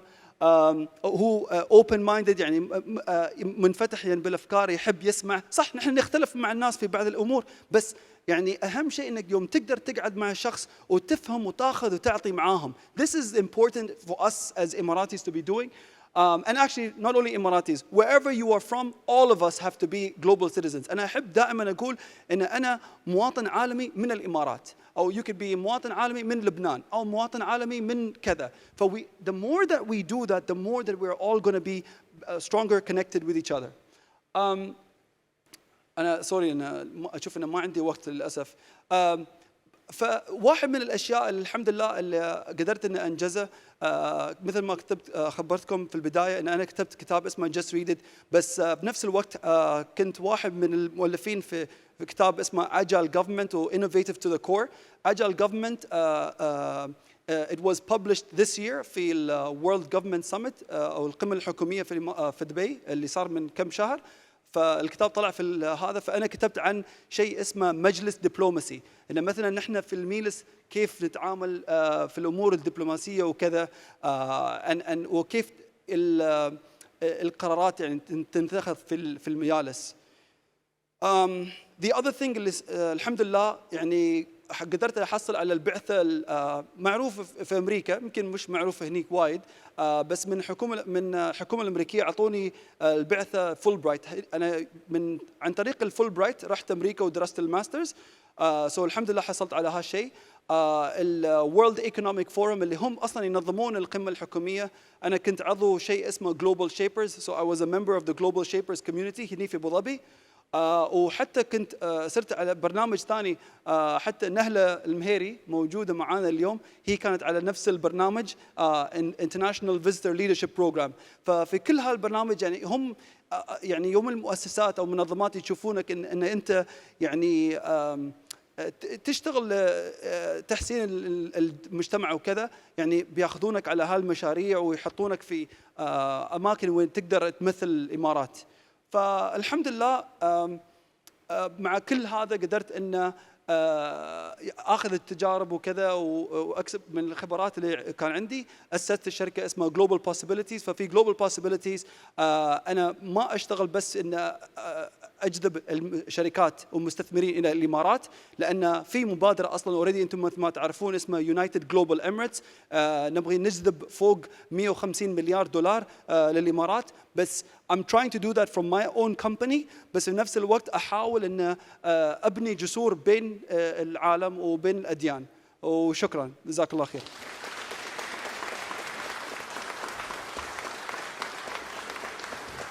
والآن ندعو التوأمان ميرا وجيدة حلاق على هذه الفقرة الموسيقية. استراحة قصيرة ونعود من بعده لنستكمل فعاليات زايد توك.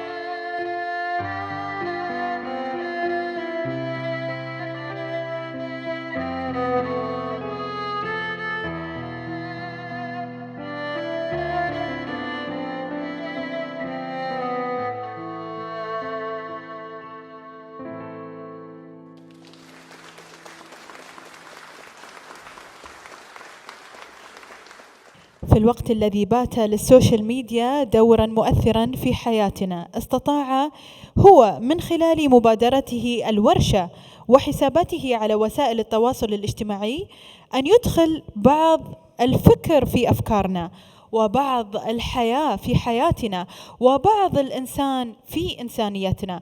رحبوا معي بالدكتور خالد غطاس.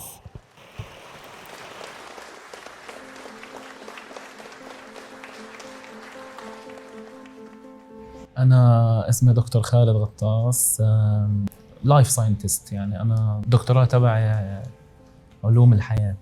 خطير ربط الإلهام بحدث. أنا أكثر بفضل ربط الإلهام بأبروتش للحياة، بطبيعة مقاربة الحياة.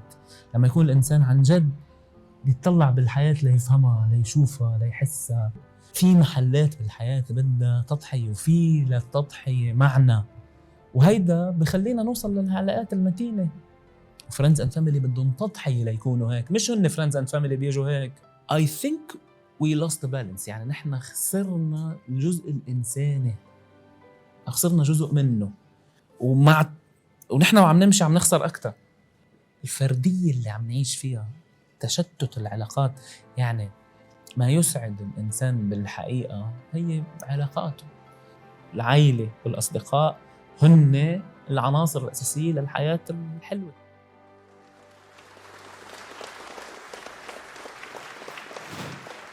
السلام عليكم، شكرا جزيلا.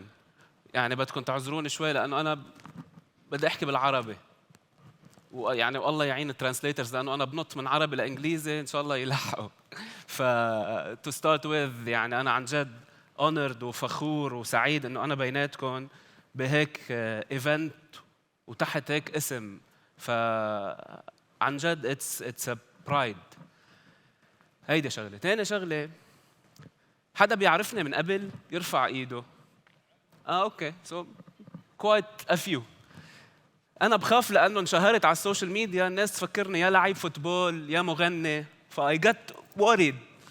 انا رجل علم، والعلم بيروح if we don't capture it. A good way to capture it is to write it down. عشان هيك حطيت لكم على الكراسي قلم بنسل هدية مني عليه كلمة that might inspire you، وورقة. I wish my session كانت الصبح because a lot has been said. فعلا بده يتسجل وأنا سجلته. Anyway, we'll start from now. واللي القلم does not inspire him، جبت لكم كمان جفت كتابة وكان النفاق جميلة محطوط برا، واللي بده signature we'll do it afterwards. شكرا شكرا شكرا.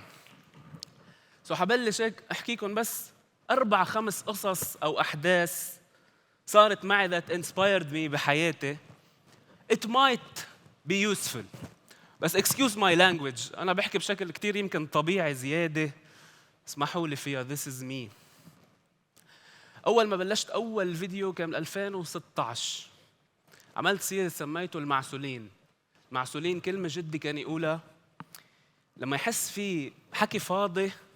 شو يقول؟ احكوا المعسولين، يعني قولوا الحكي الصح، ما توجعوش راسي بالحكي الفاضي. So I started series سميته المعسولين. وصل السيريز لماي ادفايزر، كنت عم بعمل دكتوراه، ودكتوري اسمه بروفيسور مروان صبان. وصل لعندي قال لي شو عم تجرب تعمل؟ قلت له يا دكتور الدنيا مثل ما أنا شايفها ماشية رايحة لأشياء that is gloomy وجراي، وفي أشياء عم نخسرها، قيمنا، مبادئنا، عيالنا، علاقاتنا، أهدافنا، أحلامنا، في أشياء مش ضابطة بالمستقبل. قلت له I want to change that. قال لي بدي أسألك سؤال. هو على طول هيك he challenges me، الله يطول بعمره. قال لي Do you think people change؟ هلا هذا السؤال إلكم. Do you think تعتقدوا إنه الناس بتتغير؟ Who says yes؟ يرفع إيده. Excellent. So we think إنه الناس بتتغير. بلشت أنا لجاوب هذا السؤال إنه كيف يا خي الناس بتتغير؟ في شغلة missing. على طول بكل كتاب بقراه، بكل لكتشر بحضره، تدرايف أي تشينج أو تغيير واقع معين، في شغلة لازم تكون سابقة على كل هيدي الأشياء. جربوا تحذروها. شو اللي بخلي الناس تقوم على عمل تغييري، سواء إنتاج دولة بهيدا الحجم، أو إنتاج علاقة سليمة، أو إنتاج شركة كبيرة؟ شو اللي بخلي الناس تقوم على تغيير واقع معين؟ شاوت، علوا صوتكم. The will، هدف، الحاجة، العلم، كلهم صح، بس في وحدة سابقة. القلم، القلم، هيدا القلم، البين. يس. الحلم. في شغلة سابقة بالقدرة على التغيير أو بالقوم على تغيير معين، اللي هو شو؟ اللي هو جوا الإيمان. بس شو هو الإيمان؟ الإيمان المسبق بالقدرة على التغيير. الإيمان المسبق قبل الفعل. I should feel inside that it is possible. ولا حدا بيقوم على ولا أكشن إذا كان الحيط مسدود 100%، ولا يمكن. فالإيمان المسبق، الإيمان المسبق إنه هيدا الواقع متغير، فينا نعمل منه شيء. هيدا في بقلبه فيجن، في بقلبه أشياء. بيجيني ناس يا أما عندهم مشاكل يا أما عندهم أحلام، بسألوا سؤالين ثلاثة، بقول له do you really believe this is possible؟ كل الناس اللي من جواتها عندها بليف مسبق إنه it's possible، they do the change. ولا يمكن الإنسان يقوم على عمل ما في بقلبه أمل بالتحقيق. وهذا اللي بيميزنا عن بعض. يعني امبارح أنا طاير بالفلايت. It was one of the most turbulent flights I had in my life. الطيارة عم ترقص رقص مثل العصفور، والله العظيم. وورانا رجال ومرأة يعني قرأ القرآن مسكين، وعم بتهز الطيارة. فعلا ما بعرف ليه. I think لأنه غيار الطقس، هواء وبارد بنفس الوقت. So turbulence was really strong. أنا خفت. فاللي قاعد حدي شافني عم حضر هي والطيارة عم ترقص. قال لي دكتور شو عم تعمل؟ قلت له بكرة عندي سبيتش. قال لي ما تحضر، شكلها حتوقع الطيارة.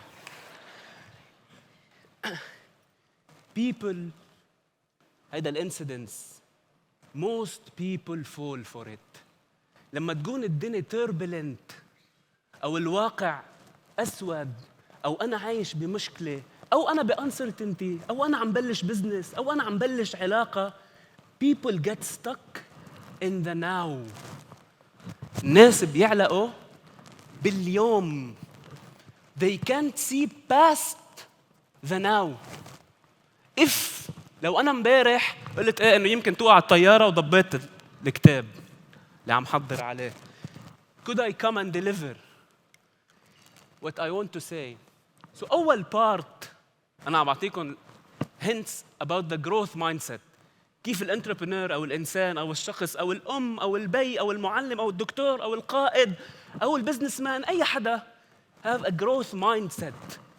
أول step you have to have a belief that it is possible. وإذا هيدا البليف مش موجود ما توجع راسك ولا توجع لي راسي. روح اشتغل على البليف that it is possible. هيدا أول شيء. تاني قصة، كنت بالجامعة العربية، كنت سنة تانية وساقط سنة أولى، وشعري طويل، بلعب باسكت ومقضيها مع الصبايا. horrible person. بالصدفة ما في حدا من الشباب بالملعب، فقلنا هات نطلع نحضر صف. طلع صف كيمستري اسمه كولويدز، اللي هو يعني سيرفيس تنشن والاشياء، كيف السوليوشن، كيف ليه الحليب ما برقد وليه الرمل بالمي برقد، شيء كتير كتير كتير صعب. قعدت أول صف. يسأل الأستاذ وأنا شكلي مستهتر يعني ساقط. والله العظيم it changed my life. والله العظيم قعدت أول صف. يسأل الدكتور جاوبه، مستهتر، إذا زبطت ما زبطت ما تزبط. يسأل جاوبه. قال لي أنت اسمك إيه؟ مصري اسمه علي الخولي. قال لي أنت اسمك إيه؟ رجال كبير، حتى برمضان هلأ جاي رمضان نعاد عليكم كان يحط السيجارة وما يدخنها، صايم بس قد ما بيقدر. الله يرحمه. قال لي أنت اسمك إيه؟ قلت له خالد. قال لي أنت أخذت الكورس ده قبل كده؟ قلت له لا. قال لي بدي أحكيك بعد الصف. قلت له طيب. ظهر الصف، وقفت أنا ناطر، كان بوجه اللكتشر روم مكاتب الدكاترة الثانية. وقفنا هيك على الباب، شو عمري 19 سنة. مسكنا هيك من إيدي، قال لي ممكن أكلمك زي ابني؟ قلت له أكيد يا دكتور. قال لي أنت حمار. I was so intimidated. كيف يعني بقول لي هيك؟ بس تستأذن قبل، نزل لي الديفنسفنس. قال لي شايف هول الدكاترة؟ أشر لي على المكاتب. قال لي I know he is exaggerating I know probably he is lying to me. شو قال لي؟ قال لي شايف هول الدكاترة؟ قلت له إيه؟ قال لي أنت أذكى منهم مجموعين. It stayed in my mind. وقال لي بيت شعر اللي بدكم تكتبوه كلكم. متنبي بيقول ولم أرى في عيوب الناس عيباً أشد من نقص القادرين على التمام. ولم أرى في عيوب الناس عيباً، يعني it's the most shameful، أكثر شيء عيب أشد من نقص القادرين على التمام. يعني اللي عنده قدرة وبوتنشل أكثر شيء عيب not to live to this potential. فتاني ستيب بالجروث مايند سيت، have someone who triggers you مثل الدكتور علي. وتاني شغلة من بيت الشعر تبع المتنبي، عيب not to live up to your potential. It's a duty. هيدا واجب إلك ولعائلتك ولمجتمعك ولبلدك ولمحيطك ولأمتك. Don't think of this as a luxury. مش أنه والله أنا بدي أتطور، لا، واجبك تتطور. هيدا الفرق بين المسؤولية والموتيفيشن. It's a duty to do that. ثالث قصة، بيجي لأحكي مع الشباب بقول لهم شو أهم سكيل بما أنتم هلأ بدكم تبلشوا حياتكم، شو أهم سكيل عندكم؟ شو بيقولوا لي؟ سيلف كونفيدنس. وصاير سيلف كونفيدنس هو عنوان الديفلوبمنت لأي حدا. تعرفوا شو أسوأ هيومن بايس بالحياة؟ هيومن بايس يعني الانحياز، ليه الناس تاخذ قرارات خطأ بحياتها؟ over confidence. number one human bias is over confidence. إنه الناس بتفكر حالها أذكى وأكبر وأهم من الحياة ومن اللي بيعلمها. فتالت بوينت هي تواضع. امبارح سألت عن الصفات الأساسية للشيخ زايد الله يرحمه. تواضع is in the top list. شو بيعمل التواضع؟ Don't think of التواضع وهيدي الفاليوز على إنه والله كرم أخلاق التواضع. هيدي الفاليوز are core for our development. سيدنا محمد صلى الله عليه وسلم بيقول من تواضع لله شو؟ رفعه. ليه؟ لأنه ولا يمكن الإنسان يتعلم، ولا يمكن الإنسان يسمع، ولا يمكن الإنسان يحس، ولا يمكن الإنسان يتعاطى مع محيطه وتفوت عليه فاريبلز الحياة إلا إذا كان من جوا شو؟ متواضع، عنده الحس تبع فعلاً إنه هو عم يتعلم من الحياة وعم يتلقى منها وعم بيعيش فيها. We are over stressing confidence. يعني شاب عمره 19 سنة بدي أقول له أنا أنت القصة كلها وأنت تو يونيك وأنت كل الحياة. They are yes these are true. بس learn. شو بلشنا الفيديو اللي كان بجنن الصبح؟ past present to build the future. إذا أنا اليوث تبعي رافض الباست ولا يمكن ابني future. this is core بأي vision. which is what we are living in this country. يعني this country is an example of what I'm saying. اللي هو التواضع, to understand, to build, to have empathy, so we can build the future مع بعض. This is very, very, very, very important to كتير not focused on. And we should drive the focus there. رابع شغلة. كنت درس بالميديكال سكول. كان في صبية كان ممكن تكون زوجتي. كنت بحبها. في فيلم اسمه باتش آدمز. حاضرينه باتش آدمز؟ لا. باتش آدمز لروبن ويليامز. هيدا الفيلم قد ما حضرته صرت أعيش مثله. هيدا دكتور حقيقي بعده عايش. باتش آدمز بعده عايش. غير الميديسن. صار كل هلا كل شيء كل دكتور بتشوفوه حاطط تبعت الكلاون الأحمر من باتش آدمز. كل مستشفى مدهونة أزرق وفي بقلبها رسمات من باتش آدمز. كل هيلث كير انستتيوشن بتحكي بالبوزيتيف انفايرمنت سببها باتش آدمز. فكنت أعلم أنا ميديكال ستودنتس وكنت درسهم باتش آدمز. هلا الجامعة إذا بيسمعوني كان ممنوع بوقتها بس I didn't care. درسهم باتش آدمز واجي أعمل لهم كويز فيه. فهيدي الصبية كتبت أول ما بدك تفوت على الميديكال سكول تكتب intention letter. ليه بدك تعمل حكيم؟ كتبت بدي أعمل حكيم عشان باتش آدمز. بعد طبعاً رجعنا اختلفنا وتركت وراحت على أمريكا وصارت طبيبة. من كم سنة مين انتحر؟ روبن ويليامز اللي هو مثل باتش آدمز ذا موفي. انتحر. I got into severe depression. أنا إنه كيف يعني هذا اللي علمني الحياة وعلمني كيف بدي أعلم الميديكال ستودنتس وعلمني كيف الدنيا لازم تكون صح وتوقف الناس على حيلة وكل هذا الكلام. فجأة he quits on people, he quits on life. بغض النظر عن الأسباب ميديكال ولا مش ميديكال بس أنا الأسباب اللي وصلتني كانت هيك. I was devastated. وقفت حتى الدكتوراه وحالتي بالويل. إلى أن بعد سنين بتبعت لي مسج هيدي الصبية. شو قلت لي؟ سطرين. قلت لي remember Robin Williams was acting Patch Adams. Patch Adams is still alive and he is still doing what he's doing. Outcome.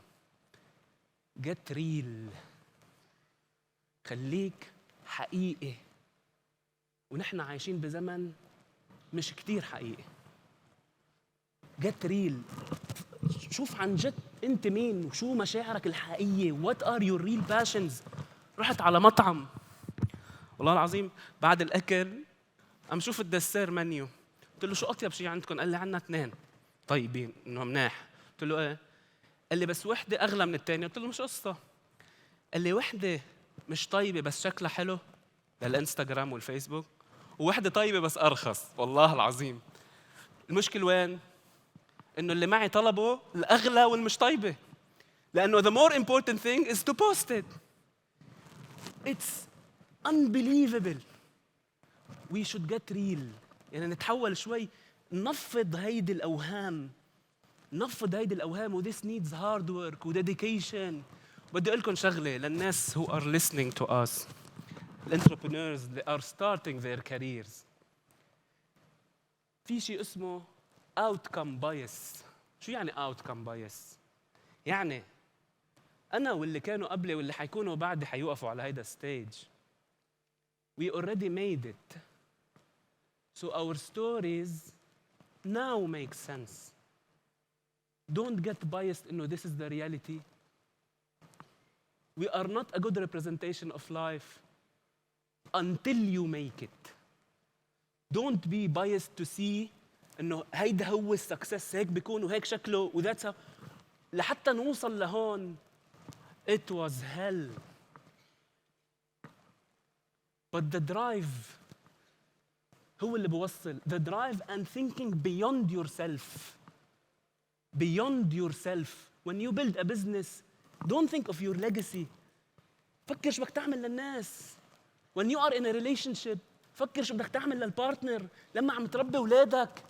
فكر فيهم لما you are running a country ما شاء الله بهيدا الحجم. 100% التفكير is the people. Think beyond yourself. وآخر بوينت، حديث سيدنا محمد عليه الصلاة والسلام قريته من زمان، فرق معي كتير. ظهر سيدنا محمد هيك قال لهم أقبلوا. أجوا الصحابة قال لهم I will close with this وخلاص. قال لهم إن جبريل قد نفث في روعي أن نفساً لن تموت قبل أن تستكمل رزقها. نفساً لن تموت قبل أن تستكمل رزقها. شوفوا هذه الجملة الساحرة، فأجملوا في الطلب. أجملوا في الطلب يعني don't be too angry, don't be too focused على اللي بدك إياه. وإذا اللي بدك إياه ما أجا مثل ما هو you get resent، بتكره الأشياء وما بتقبل وما بترضى. فأجملوا في الطلب، خلي طلبك راقي. In another way, slow down. What does slowing down does؟ لما نبطئ شو منشوف؟ منشوف كل الفرص، منشوف كل الدنيا. إن نفساً لن تموت قبل أن تستكمل رزقها فأجملوا في الطلب. خلي الطلب راقي مرتب، عارف شو بدك، على الهدى، ما تستعجل. Take part, look around, take it easy until it comes your way. ماشي؟ The last point I mentioned to you Dr. Marwan, I mentioned to you Dr. Ali, I mentioned to you أبو الطيب المتنبي, I mentioned to you Sheikh Zayed, I mentioned to you Patch Adams, and I mentioned to you Sayyidina Muhammad عليه الصلاة والسلام. Inspiration is all over. I want you to take the last 20 seconds I have. فكروا بحدا who has inspired you. It doesn't end here. Whisper his name in the guy or the lady next to you. We need their names to be all over. ماشي؟ تذكروا اسم حدا that inspired you with a word. If you still can't find, look more. And whisper the name بداينة اللي حدكم. Do that. ماشي؟ شكراً جزيلاً. Thank you. Thank you so much. شكراً لك، وكذلك اسمك لن ينسى وسيتم ذكره دائماً بكل محافل العلم والإلهام. شكراً لك دكتور خالد غطاس.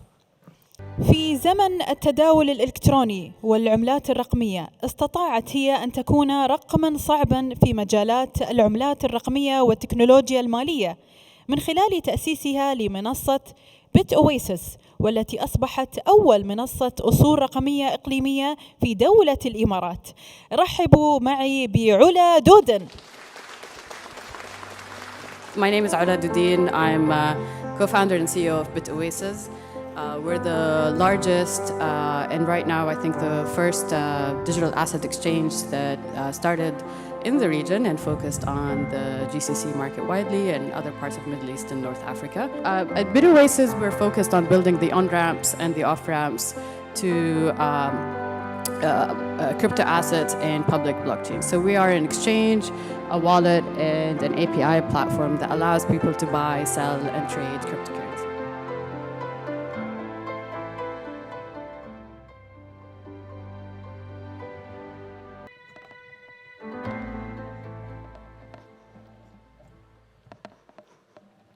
Hello, everyone. It's a pleasure to be here with you, with the esteemed audience and the crowd. And thank you for inviting me to be a speaker at Zayed Talks. Especially thanks for Dr. Khaled for his speech, and I was always taking notes and making sure there's some ideas that I have to reflect on as an entrepreneur, as a founder in my journey. Similarly, other speakers that were on the stage this morning, Jessica, Omar, and others as well. It's a pleasure to be here with you. I do want to note, even though I am on the stage here as a founder that has built a multi-million-dollar company, I don't believe that I made it yet. And for any person here in the crowd, if they actually start their own business and they also go on in their journey and at some point they share their story with others, I want to tell you that your journey is a number of stations that you will arrive to where you achieve certain milestones. But the ambition continues to grow much bigger. The passion continues to be much bigger and the target much larger and larger. I believe I'm probably at station 2 or 3 of a journey of hundreds of stations. And I think this is what makes it very exciting for me as an entrepreneur. And I'd love to share my story with you. My name is Ola Dudin. I'm CEO and co-founder of BitOasis. We're the region's leading crypto asset platform where we allow people to easily buy, sell, and use crypto assets. Today, we're the largest in the region. We're also the first to establish, and we're headquartered here in the UAE. We were the first platform that partnered up and was a registered entity under the Financial Intelligence Unit, under the Central Bank of the UAE. And very recently, we've gotten our approvals under the Virtual Asset Regulatory Authority in Dubai. And today, we have over hundreds employees, predominantly in the UAE and across the Gulf. We have served over 600,000 customers across the region, and we've traded over $5 billion. And I'll talk more about all the different achievements that we were able to do over the last few years. But most importantly, and the story I'd like to share today, is the story of how a startup that started back in 2016 was able to partner up with the government, and the government acted as an enabler, not just for us as a fintech and a crypto company, but for the wider space here in the UAE, where through that enablement, we were able to grow, prosper, and nurture talent and partner up with regulators and open up this industry. First of all, I'd like to share the story of myself. I'm originally from Amman, Jordan, where I was born and raised. I always had a passion for technology and sciences, and I later on moved to the UK, where I majored in electronic engineering in University of Birmingham. Later on, I became a researcher in Imperial College London in their geomatics engineering department. I was very determined to finish my PhD, but later on, I pivoted to work in the technology industry, where I've taken a role at Ernst & Young in London in their IT advisory and security service line. And my passion in technology started at that point, and I also became a programmer while I was programming in my free time as well. I moved back to the region around 2012 or 2013. I wanted to be part of a space that is very dynamic, in a city that is cosmopolitan, but also in the Middle East. So I chose to move to Dubai from Amman. That was 7 years ago. And today I consider the UAE as my home, a place that, as a resident, gave me a lot of opportunities to grow. It's given me a space to innovate as an entrepreneur and as a woman, and at the same time has given me a lot of support and resources throughout my journey at BitOasis. Throughout my story, I'd also like to talk about how I started BitOasis and all the amazing talent that we have as part of the company. Today, as a company, we've raised over $35 million from venture capital investors, some of it tier 1 international investors and some investors here in the region. But most importantly, and through sharing my story of how I founded BitOasis, in its essence, it's part of a bigger story.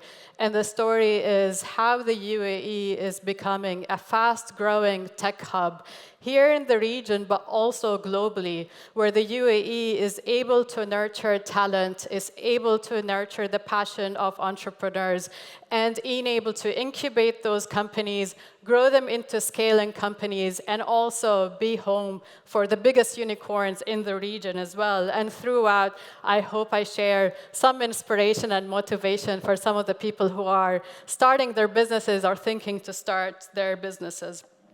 In 2014 or 2015, I was working very closely with Fadi Ghandour, who's one of the leading entrepreneurs here in the region. He's a cornerstone of the entrepreneurship ecosystem. RMX is a publicly listed company in DFM as well. And through working with Fadi, I was able to introduce myself into the entrepreneurship space. Around the same time, I got interested in Bitcoin, which today we call crypto or Web3. I think there are different namings to it right now.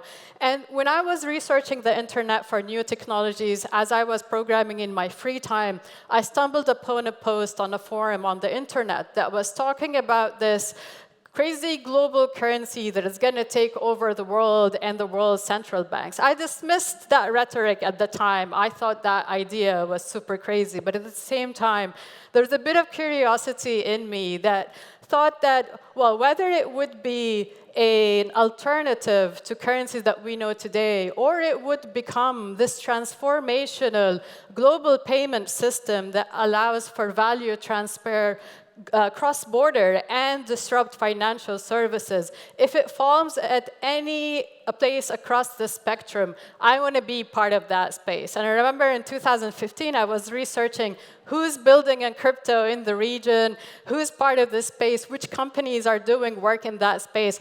I found none. So I decided with a couple of friends that were interested in the crypto at the time to start meetup groups. So we started a meetup group in Amman, in Beirut, in Dubai as well. Later on, some of those people that were attending the meetup group started some in Riyadh and some in Doha. And through that, I was able, with my friends, to cultivate a community where I also met my two co-founders as well. And at the time, we weren't really determined to start a company, but what we wanted to do is build our knowledge further in the blockchain and the crypto space. So we started with building somewhat of a small project. It was a wallet where through that, we were trying to better understand how we can build with this technology. Later on, that wallet became a platform where close to hundreds few people were buying and selling crypto. Later on, we worked with our lawyers to understand how we can ultimately regulate this. That platform became a trading platform where today we're the region's largest buy and sell platform for crypto. So we've got over 600,000 customers that we served across the region. We're live in 7 countries. Most of our activity is in the GCC and here in the UAE. We've raised tens of millions of dollars that enabled us to attract the best talent here in the region and from outside the region moving into the UAE. We've traded over $5 billion, and we've got over 100 people, the majority of which are actually programmers, technologists, and product people that are working on R&D to help us grow more products further and further. And this is one stop and few milestones that we achieved. We are determined to build the first crypto unicorn out of the region. We are determined to build a great company out of the UAE that expands regionally and globally as well, and compete with other global companies in this technology, in this nascent space, and set an example of other companies as well and what they're able to achieve. One thing I do want to point out that even though it's unique what we're building in Bir Oasis, our story as a UAE company coming out of the region here is following the footstep of so many other great companies that considered UAE their home. They were incubated in this country, and they've built amazing companies, and among the biggest exits out of the UAE, out of the region as well. So I'll share with you a few stories that I personally, as an entrepreneur, draw inspiration from. And similarly, other entrepreneurs building here in the UAE draw inspiration from. So a few of those examples is Souq.com, which was actually among the first companies at a time building an e-commerce where this industry was still in its nascency, and even electronic payment systems didn't really exist in the abundant way that it exists today. Souq.com employed over 3,000 people at the time that it was acquired. It had over 18 million unique visits and visitors buying e-commerce. It introduced e-commerce into the region, and overall it raised over $500 million in investments. Souq.com later on was acquired by Amazon. It was Amazon's entry into the region, but that was a monumental event because it really solidified and matured e-commerce into the industry and payments, where later on Noon became also the largest platform in the region, Noon Pay, and it really established and institutionalized digital payments, digital e-commerce in the way that it is right now in the region. Second is Careem, which is really a role model and example of a successful world-class company coming out of the UAE that also became the first unicorn in the region. And today, until this moment, is the biggest exit that actually happened or happened in the region out of the UAE as well. Careem, as some of you are aware, served over 6 million users. It had created over 150,000 opportunities, employment opportunities for riders across the region as well.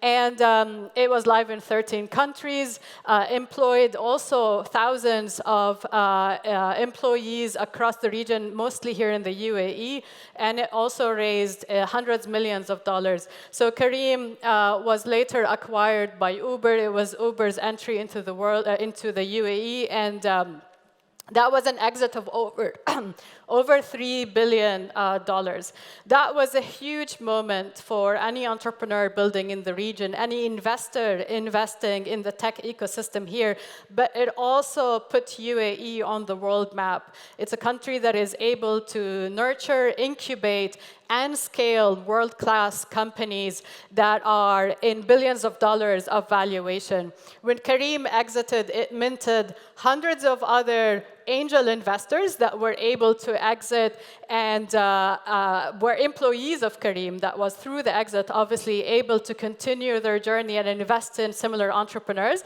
And some have started companies, and later on some were able to also mentor other entrepreneurs in their first time starting a company. So it's that ripple effect of innovation, entrepreneurship, and entrepreneurs, where it starts with either one person or a group of people that partner up together, but it has a huge ripple effect in not only creating economic value, but also changing the mindsets of entrepreneurs and showing them what is possible. Today, there are 100 other companies like Souq, like Careem, like Noon, Talabat, etc., across the region that are day in and day out showing up to work, leading their companies, that are creating huge value either in terms of employment opportunities or innovation in their own space, and are also creating impact in their own communities as well. Some of those examples are across the UAE, Kitobi, Tabi, and Rami, that was also one of the publicly listed companies going on NASDAQ. I think that was in 2020 from Abu Dhabi. And there are numerous other examples of great entrepreneurs. I can't sort of do it justice mentioning few names here, but there are remarkable entrepreneurs throughout the UAE building great companies that are great role models for other future entrepreneurs as well. All of that was not possible if those entrepreneurs weren't able from day one to partner up with the government to be able to enable them to continue growing and innovating, and at the same time, while growing and innovating, open up new sectors where there's more innovation and more economic opportunity that is able to grow. So to give you an example, Careem, which is a ride-hailing ride-hailing apps. The ride-hailing company where you can book your ride on the app, and it really transformed or disrupted transportation and how we think about public transportation as individuals. Careem existed before there was proper regulation for ride-hailing and transportation overall here in the UAE, but they were embraced by the government. Later on, they were able to partner up with RTA. Later on, the government has introduced proper regulation for ride-hailing to open up this industry and to enable Careem as a company to realize that value, to be able to grow, to create more opportunities, and other entrepreneurs that are part of the sector to be able to create economic and innovation value out of that industry. That was at a time where other ride-hailing companies in other places were either cracked down onto, or the taxi industry was lobbying against them or against that innovation, and similar companies weren't able to grow in those other parts of the world. And I think this is a remarkable story where the government was enabling that innovation, that ecosystem, where the government was taking similar risk and calculated strategy and risk to enable innovation at a time where other governments were shying away. What I'd like to close with is, when we talk about entrepreneurship and we talk about innovation, often people say, yes, it's the job of the entrepreneurs, it's the job of the private sector. But however, it cannot really happen if it, as a mindset, entrepreneurship and innovation doesn't start from the government. The role of the government is not just obviously policy making, it's having the right mindset with the policy making that enables entrepreneurs to grow and create. And with that, actually, as part of the UAE 50 agenda, there's a big focus on entrepreneurs and enabling entrepreneurs and 10 new unicorns to come out of the UAE. And with that, by 2031, establish the UAE as a global entrepreneurial nation. This is a goal that is very inspirational for me as a founder and as an entrepreneur. We at Bitoasis aim to be one of those 10 unicorns that in the next few decades will be coming out of the UAE. And it's, as a founder and as an entrepreneur, something that we feel very proud of to be a partner with the government on. Now, I'll just share with you a few words as a closing remark. As a female entrepreneur among, I think there was like 5% female entrepreneurs that are part of the crypto space. I'm very proud to call the UAE home, home for Bitoasis, a home that was enabling us to get our industry regulated and at the same time empower the work that we do. And it's a great story for me to be a partner of the government and the regulators that we work with day in and day out. It was a trust that was given to us, and ultimately we've also reciprocated it. We are at the beginning of our journey, and I'm very excited for the challenge that we will be pursuing ahead. Thank you very much for your time. Thank you, Ula Doden, for your amazing presentation. مؤلف كتاب Effective Influence، المصنف من أكثر الكتب مبيعاً، وهو المؤسس والرئيس التنفيذي لشركة Influence Association. يمتلك سجلاً حافلاً في مساعدة الشركات والمؤسسات على زيادة الكفاءة في العمل والابتكار والإبداع في مجال المبيعات وخدمة العملاء، كما يساعدهم في تحسين جودة العمل وتعزيز التعاون الفردي والجماعي. رحبوا معي بدونكان ستيفنز. We are living in unprecedented times. All industries have been affected in some way or another by the global pandemic, and many have seen a downturn to sales and services. Now more than ever, the question arises, how can you influence more people more often to buy into an idea you have or purchase more of your products and services? At the same time, how can you translate that same influence into higher levels of effectiveness without spending more money, recruiting new employees, or compromising your values? What's the secret? Why is it that some people are better at influencing or more effective than others, despite having the same resource and the same tools? It's one thing to have a great product or an idea, but if you can't get people to buy it or even believe in it, then it doesn't matter how great it is. For many of us, we all have certain skills, often that we've learnt right at the start of our lives or careers. Our common default as humans is to stick with these skills we first learnt and keep doing what we've always done. But if we keep doing what we've always done, we'll always get what we've always got. So, how do we influence more people more often and become more effective in our work and private lives? Well, what I want to share with you is my effective influence model and how you can do just that. Increase your influence and effectiveness and unlock that extra percentage to give you the edge. My name is Duncan Stevens, and since a young age I've been obsessed with why we behave the way we do, why we make the choices we make, and how we can influence others to act, say, do or behave the way we want. This passion has allowed me to lead an abundant and fulfilling life. I run a number of successful businesses, I'm author of a best-selling influence book, founder of the Influence Association, and alongside keynote speaking, I travel the world performing psychological illusion shows, all underpinned by influence and persuasion. I turn down the hundreds of other things I could be doing to focus on the one thing that really drives me, helping other people unlock their own powers of influence, to allow them to become more effective in their work, social and private lives. I found that through my time in the world of corporate industry and business and running my own startups, people are great at what they do, but many are not getting the results they want or believe they're capable of. I found that after 10 or so years of influencing and persuading other people in both the business and theatrical settings, these skills could be distilled down into an easy to apply model. This same model can help businesses, companies, brands and their teams become more effective and exert greater influence. As I mentioned, I call this my effective influence model. And this, when combined with other powerful principles of persuasion, can not only unlock your effectiveness, but can also get you into a position to enable you to generate more sales, convert more customers, retain more clients, and manage your teams better and more effectively.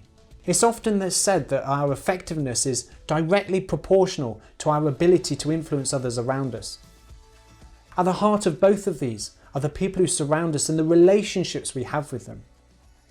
Unlock the secrets to these relationships and you'll see your influence and effectiveness soar.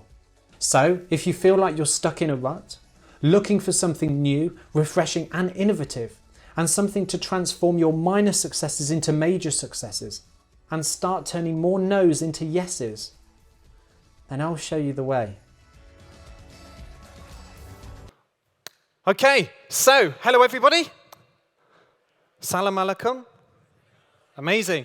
So, as you've heard, my name is Duncan Stevens and I'm three things. So I'm a keynote speaker, which means I travel the world helping brands, companies, teams and leaders become more influential, more persuasive and increase their performance ability. I'm number two, the founder of the Influence Association, an author of a best-selling book. And finally, number three, I'm a mentalist. Does anybody here know what a mentalist is? Yes, you do? So for those who don't, it's somebody who uses suggestion and psychology to influence and persuade people under the umbrella of entertainment. So hopefully we're going to have a little bit of fun along the way as well. So why is all of this important? Well, it doesn't matter if you've got a great product, great service, great idea. If you can't get people to buy it or even believe in it, then it doesn't matter how great it is. And equally for you, you may already be fantastic business people, may already be fantastic entrepreneurs, great leaders, but if you can't get people to buy into you or believe in you, then it doesn't matter how great you are. So we've only got a short length of time together. I think we said 4.5 hours, I think. I'm joking. We've only got a short length of time together. And in that time, I want to give you some tips, tools, strategies to help you become more influential, more persuasive, and elevate your performance as leaders and entrepreneurs and young business people. Does that sound good? Perfect. So, as I mentioned, I spend a lot of my time working with some of the best, highest performing leaders and organizations in the world. And what I found was this. This is Hansel and Gretel. I found that success leaves clues. And if you follow the clues, you too can be successful.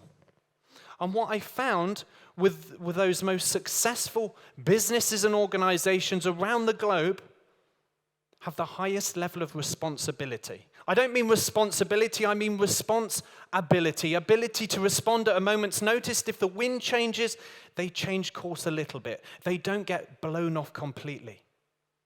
But it's not just responsibility they have. They have two other humanly competitive advantages. The first is they think and create teams which are more creative and innovative. And secondly, they learn faster and quicker than their competitors.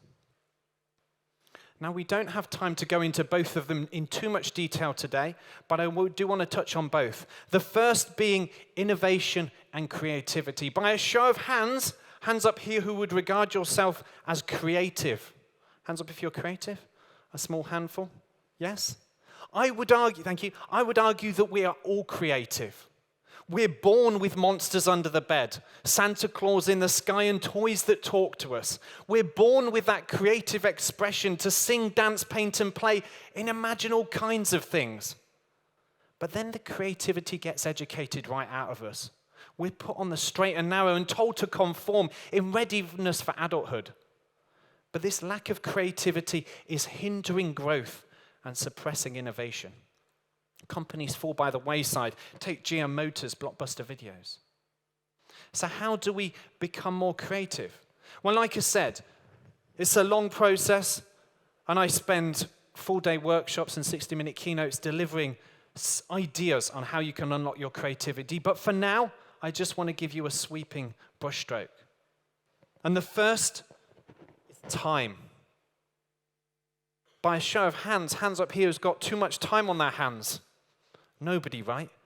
Other than yourself, thank you for being honest. We don't have time. As leaders, as business people, it's the one resource we can't get more of and we don't have enough of. But I want to share with you how important giving time to nurture your creativity and innovation is. Has anybody heard of the organization called Scania? Yes, thank you. Scania is perhaps one of the largest long haulage or truck manufacturers in the world, based out in Sweden. Their revenue every year is about 15 billion, so they're a big player. Now once a week, every week, they shut down their production lines for 26 minutes. And in those 26 minutes, they give their team time for creative thinking. As a result of this creative thinking, they've apportioned a year-on-year growth in productivity of 15 to 20% because of that creative thinking time. So the first thing I want you to take away with as young entrepreneurs and business people is consider giving your organization and yourselves time to think creatively and innovatively. The second point I want to mention is you need to learn faster and quicker than your competitors. So how do we do that? Well, Jessica mentioned it in her amazing opening keynote. We need to work with commitment and consistency. Without commitment, we'll never start, and without consistency, we'll never finish. So we have to start. If you want to learn to run a marathon, you can't just run 5 kilometers once a week over a month and expect to be in tip-top condition to run a marathon. You have to be committed to get out of bed every morning and train every single week. So how do we do that as business people? Well, I want to share with you a strategy that some of the highest performing sports people, the highest performing business people use, and I can guarantee that you'll see an elevation in your performance ability. So what do? You get a sheet, and on the top of that sheet, you write the letter A. You write down all of your traits and characteristics, both negative and positive, and exhaust that list. You then take sheet 2, write C at the top, write down all of the positive traits of people you aspire to. great leaders, great entrepreneurs, great business people. It's sheet B which has the magic. Write down B on the top and write down all the things you need to do to get from A to B. Exhaust that list. This becomes your working document. Put it in your pocket, write it on a notes app. And as I said, some of the highest performing leaders I've ever worked with, some of the highest performing organizations I've ever worked with, and some of the highest performing sports people who you will know do exactly the same thing or a variation of. Commitment and consistency. I want to give you an example to support that. Does anybody here know who this is? Anybody here know who this is? You were so good at all the other answers. It's a no for this one. This is Roald Amundsen, who, on the 14th of December, became the first man to reach the South Pole. He beat Captain Scott. And the way he did it, he worked out that him and his team, with all of their equipment, had to march 20 miles per day to beat Captain Scott to the South Pole. Captain Scott, when there was a bad weather, they put up their shelters. They stopped short of that day's finish line. On good days, they overstretched themselves and tired them out. What happened then? Roald Amundsen, he committed to marching 20 miles per day, and in doing so, he was the first man to plant his flag in the South Pole simply because he was consistent in his approach.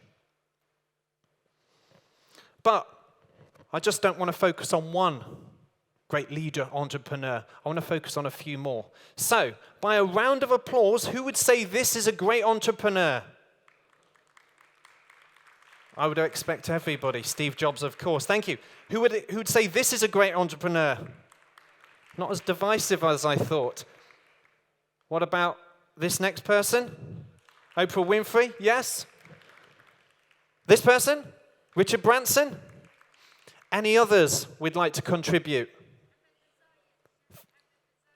Yes, perfect. On point with the talk, thank you.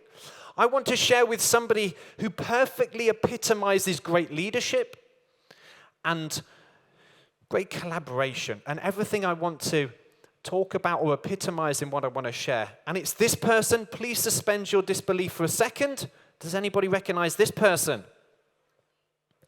Again? Dorothy. Thank you, whoever said that. This is Dorothy from The Wizard of Oz. Now, we all know, or some of you may or not know, the story of Dorothy from Wizard of Oz. She had to get to the Emerald City to ask the Wizard of Oz for help. How to help to get back to her hometown of Kansas City. And did she do it alone? No. She did it with the help of 3 other characters. The Tin Man, the Scarecrow, and the Lion. Had it not been for the other 3 characters, she would have fallen asleep in a field of poppies, and the Wicked Witch would have stolen her shoes. Had it not been for the other 3 characters, she would have remained captured in the castle and she would never escape. But it wasn't just about her winning. Of course, the Tin Man found his heart, the Scarecrow found his brain, and of course the Lion found courage. But even inside of that, there was a dynamic. She oiled the Tin Man to get him moving, put the stuffing back in the Scarecrow's chest, and wiped the tears from the Lion's eyes. But even inside of that, the Tin Man put out a fire to stop the Scarecrow catching light. Had it not been for them all working together to collaboratively, we'd all agree there'd be no story and none of them would have achieved their goals. So you might be thinking, okay, well, that's a nice story I can share with people, but what does that mean to us? How can we apply that in our businesses? So what I want to do is give you a framework, a very simple framework to help you build more collaborative relationships and how to think more innovatively about your approach to these relationships. And I call it my abracadabra method for collaboration. Why abracadabra? Because abracadabra literally comes from the Hebrew avracadabra, which literally translates, I create as I speak. So what we're looking to do here is create relationships. Because relationships, of course, create understanding. But before all that, we need to create better questions. So we're going to draw inspiration from the three characters: the mind of the scarecrow, the heart of the tin man, and of course, courage from the lion. We're going to enter every conversation we have with three ingredients. The first is curiosity. The second is empathy. And the third is courage. If we enter every conversation with curiosity, we should look through the eyes of the other person. Get some context into their specific situation, understand their specific needs, and explore it a little bit further. If we're able to do that, we're able to create an understanding. If we're able to create an understanding, we trigger this little switch inside of their mind, which is show me that you get it. If you're able to show the other person that you get it, you're able to work your way over to this empathy piece. The best definition I ever heard of empathy was caring about what the people you care about care about. I think it's a beautiful way of thinking about it. Empathy is caring about what the people you care about care about. And if you do just that, you're able to create a connection. If you're able to create a connection, you trigger the second little switch inside of their mind, which is show me that you know me. If you show them that you know them and show them that you get it, you're able to establish trust, the very foundation or the very core of every relationship. So where does this lead the courage piece? As leaders, as young entrepreneurs, as business people, the courage to encourage, the courage to try, to fail, and to persevere. This piece of trying is so crucial if you want to move anywhere. I always say to people, to discover new lands, you need to be prepared to lose sight of your own front door. And to do that, you need to embrace the possibility that you may fail. If you fail, it doesn't make you a failure. If you make a mistake, it doesn't make you a mistake. And equally so for others. If they fail, it doesn't make them a mistake or it doesn't make them a failure. It's just part of the process. And I want to draw on two people to support this: Thomas Edison and Muhammad Ali. Thomas Edison created the light bulb. To create the light bulb, he had to fail 9,000 times. He didn't consider himself a failure, but he saw it as 9,000 times his experiments didn't work.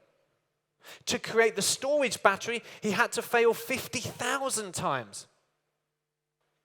Again, he didn't see himself as failing 50,000 times, but he saw it as 50,000 rungs on the ladder towards success. But what about Muhammad Ali?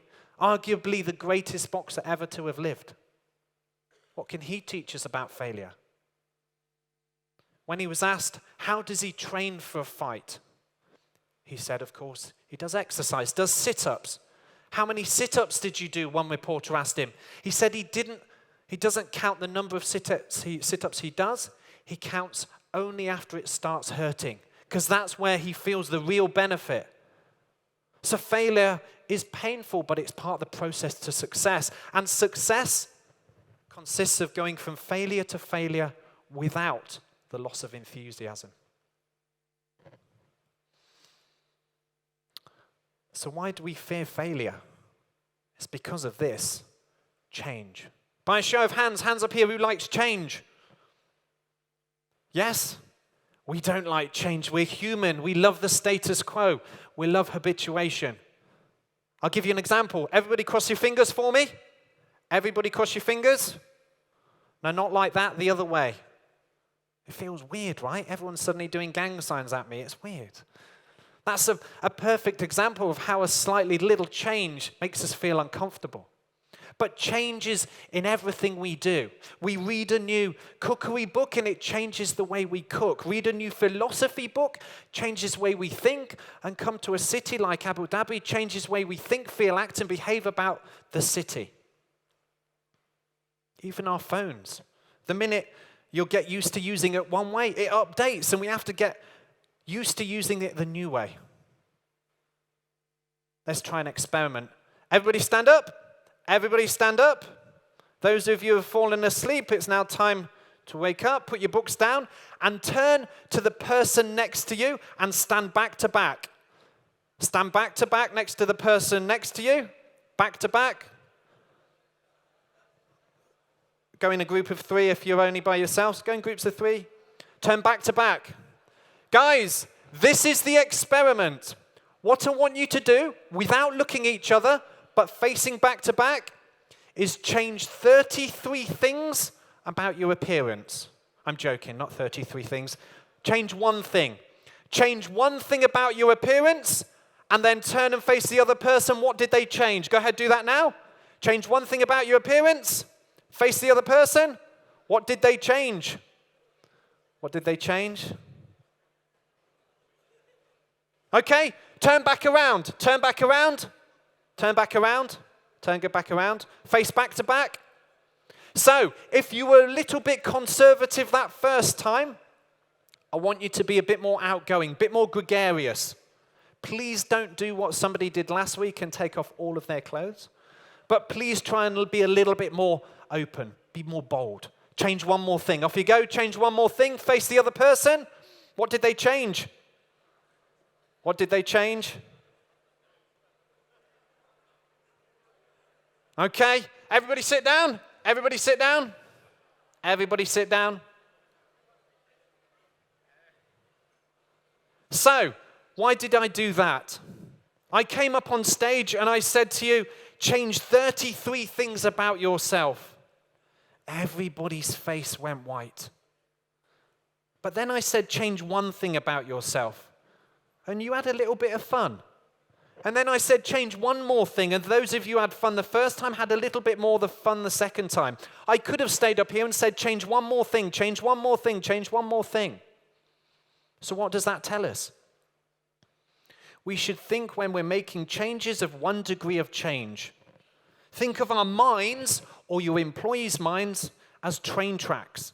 If you ask them to change massively, you'll derail the train.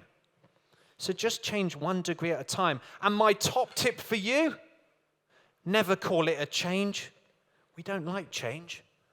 The best thing you can do is call it an experiment. Let's try an experiment. Everybody's up for trying an experiment. You guys were up for an experiment. So next time you're thinking of change, let's call it an experiment. In fact, let's try an experiment now. The reason why change is so important is because it gets us to shift our mind. It gets us to see greater possibilities. So I'm going to play you a video.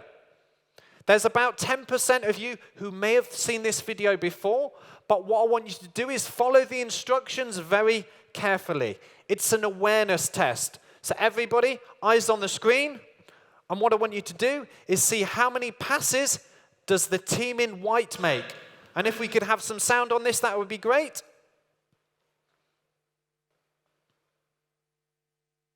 Or not.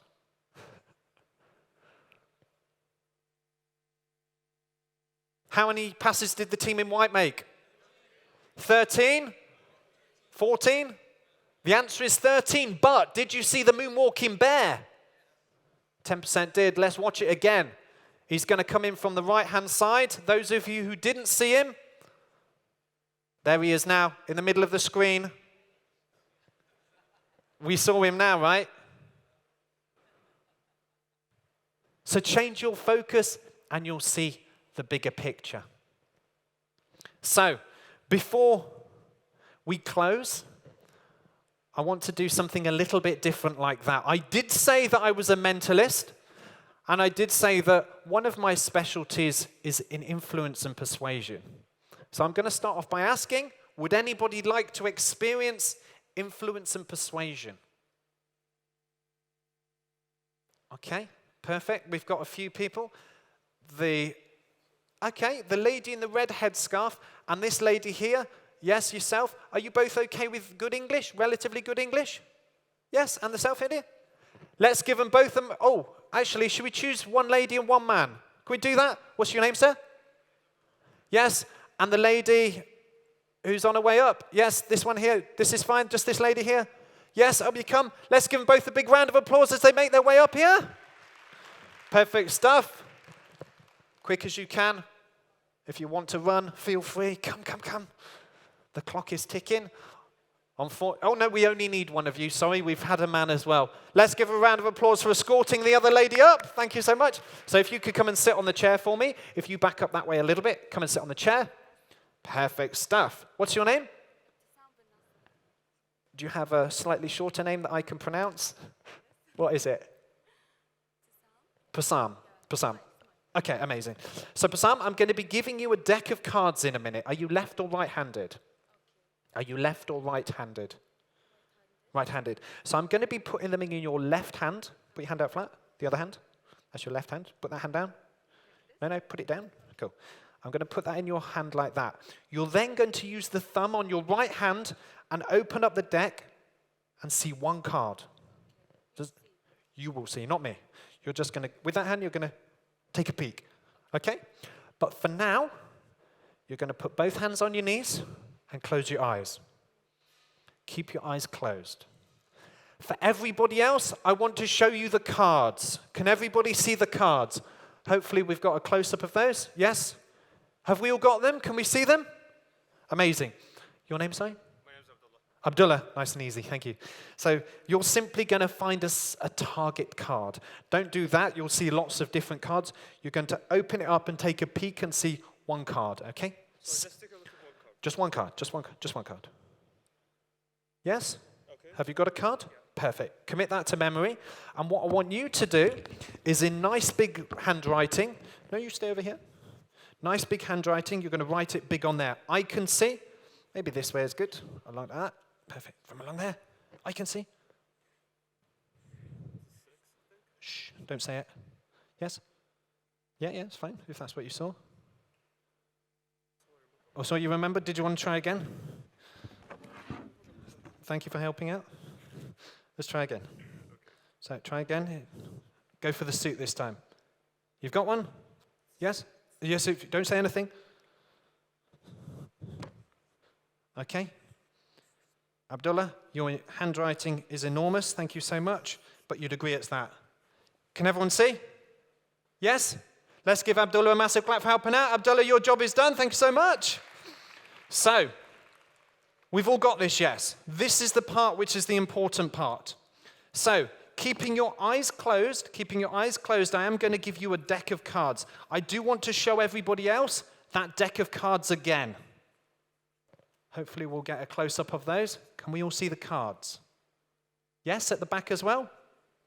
Yes? Perfect. So, I am going to put an elastic band around them so you don't feel like you're going to drop them. Okay, keep your eyes closed for now and extend your left hand out. Perfect. Keep them there. Cool. So, in a minute, I'm going to ask you to open up your eyes. Okay? You're going to use the thumb on your right hand to open up the deck and see one card. In a minute. What I would say is don't focus on the heart card on the bottom. You could break it at the top, you could break it at the bottom. For all I know, you could break it 6 cards down. It's up to you where you open the deck. Does that make sense? Okay, perfect. So do that now. Use the thumb. Open up your eyes. Open up your eyes. Open up the deck. See one card. Open up the deck. See one card. And then close the deck up. Have you seen a card? Close your eyes. Close your eyes. No, close your eyes. Have you seen a card? Okay. Keep your eyes closed. 100% seen a card, yes? Okay. Let's see if this works. Hello? For the first time, in a loud voice, what's the card you saw? You can say it. 6. 6 of? Yes. And the suit? Was it a diamond, a club, or a heart, or a spade? Heart. A heart. So the 6 of hearts? Yes. Let's give a massive clap, everybody. It's a 6 of hearts. Fantastic stuff. You can grab a sit back down. Perfect. So, thank you so much. Let's give another round of applause for helping out. So, why did I do that? I shared that with you as a little sample of how we can influence and persuade people. But I also want to just touch on this very quickly, because That was an example of how I created something new out of two ideas. I took the existing of a physical force and combined it with a verbal force. So I researched and I collaborated with my colleagues and people that I know to understand how we could force a card physically.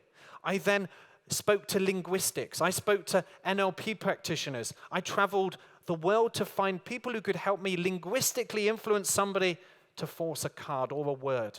I combine the two to create something new. And if you're entrepreneurs or business people, a new idea is simply that. Taking one existing idea, take another existing idea, combine them together to create something new. So, on that, I would like to finish with this. Entrepreneurship, leadership, business, and life is a journey, an adventure, if you will. And on that journey, we're not striving to be the best, we're striving to be better. Because better will always be better than the best. We're not striving for success, we're striving for excellence. Because excellence pits it against ourselves, success pits it against others. So strive to be better and strive for excellence. And if on that journey you come across a mountain, you don't see it as a challenge or as an obstacle, but you see it as an adventure. Life, business, entrepreneurship, it's an adventure. I wish you every success on yours, and I look forward to catching up with you again. Thank you so much, guys. And I'll leave you with this. If anybody wants to open up the phone, grab a photo, I'm more than happy to send any of these slides over to you. And if anybody has any questions, if we've got time. Is that 3 minutes, 5 minutes? Is that a no? No time for questions. Questions later, maybe, guys. Thank you again, guys. Thank you so much. Thank you, Duncan Stevens, for your amazing session and experiments. Thank you so much. يقال لو شاهدت العالم بعيني أنثى لكان كل ما فيها حقيقيا وجميلا. وهذا ما نقلته عدسة المخرجة الإماراتية التي قادها شغفها في فن التصوير لتؤسس شركة الإنتاج بيوند ستوديوز المتخصصة في إنتاج الفيديوهات والأفلام الوثائقية وتنظيف الأحداث. رحبوا معي بالمخرجة الإماراتية نهلة المهيري.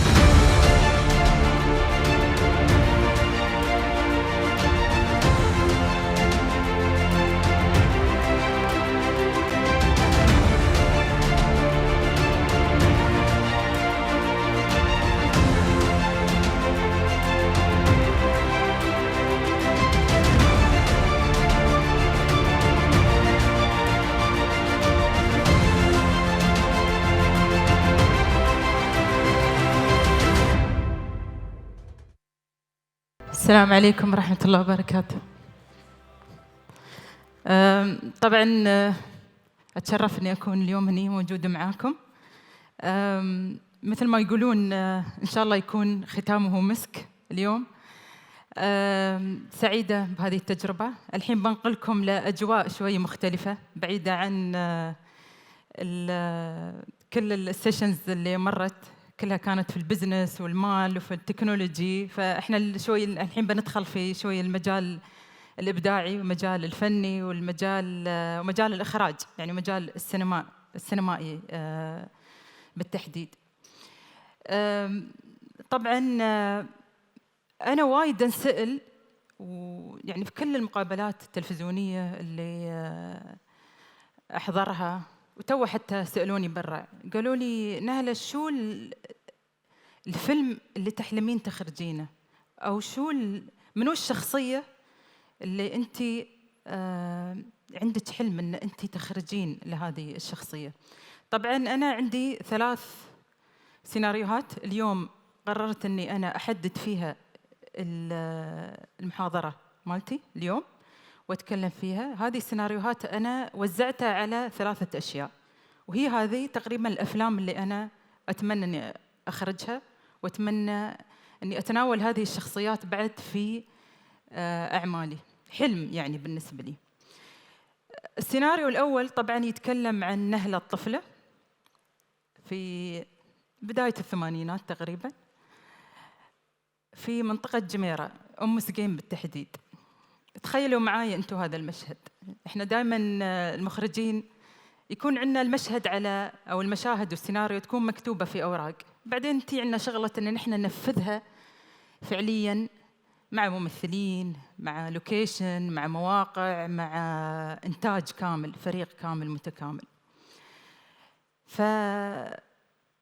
السيناريو الأول بيكون عن نهلة الطفلة في منطقة جميرة في بيت متواضع على البحر. بكون في الحافلة المدرسية الصفراء، أكيد تذكرونها.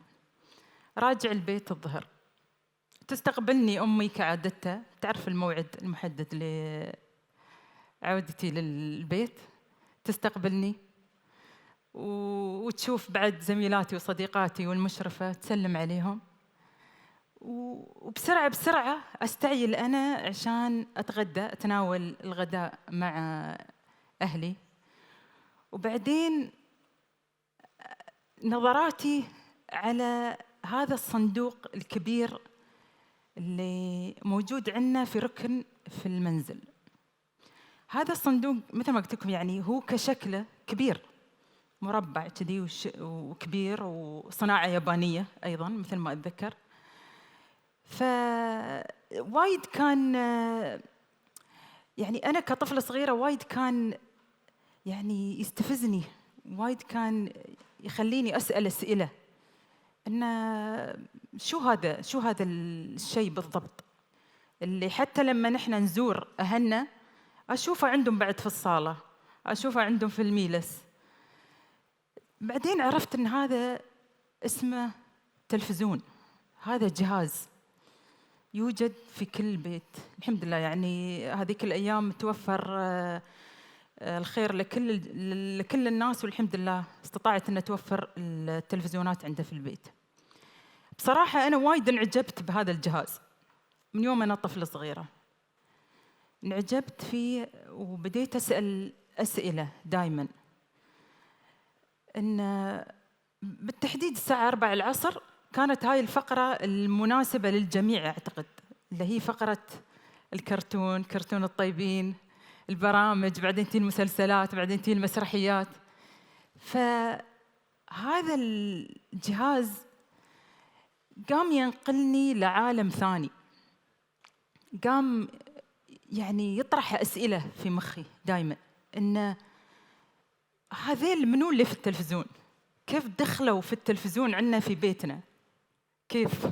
فكنت أسأل إنه، وهذا شيء طبيعي ترى كطفل صغير يسأل أسئلة الواحد ما تخطر في باله، ولكن الحلو إن أهلي انتبهوا لهاي الأسئلة، لاحظوا اهتمامي أيضاً بهذا الجهاز.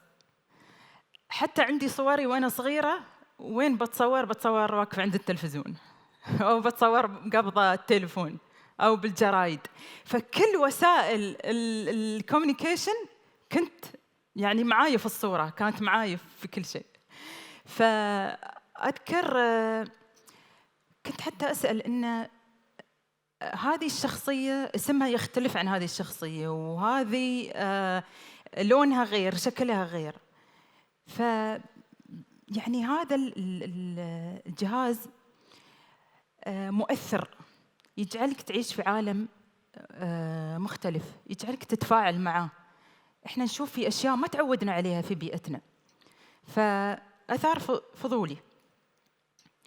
بعدين يعني من خلال الصوت والصوره، فمثل ما أقول لكم حسيت ان هاي الشخصيات الموجوده هم صاروا يعني هم كانهم ضيوفنا في البيت، هم اصدقائي، ويخلص هذا العمل ويجي عمل ثاني نفس الشيء، اتعرف على شخصيات جديده.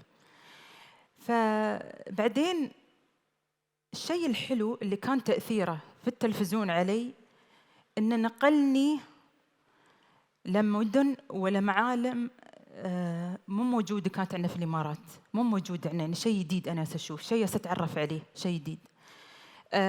عرفني على عادات وتقاليد أيضاً مختلفة. على سبيل المثال في عمر 5 سنوات تقريباً أنا عرفت إن ساعة بيج بن موجودة في لندن بسبب كرتون سندبل.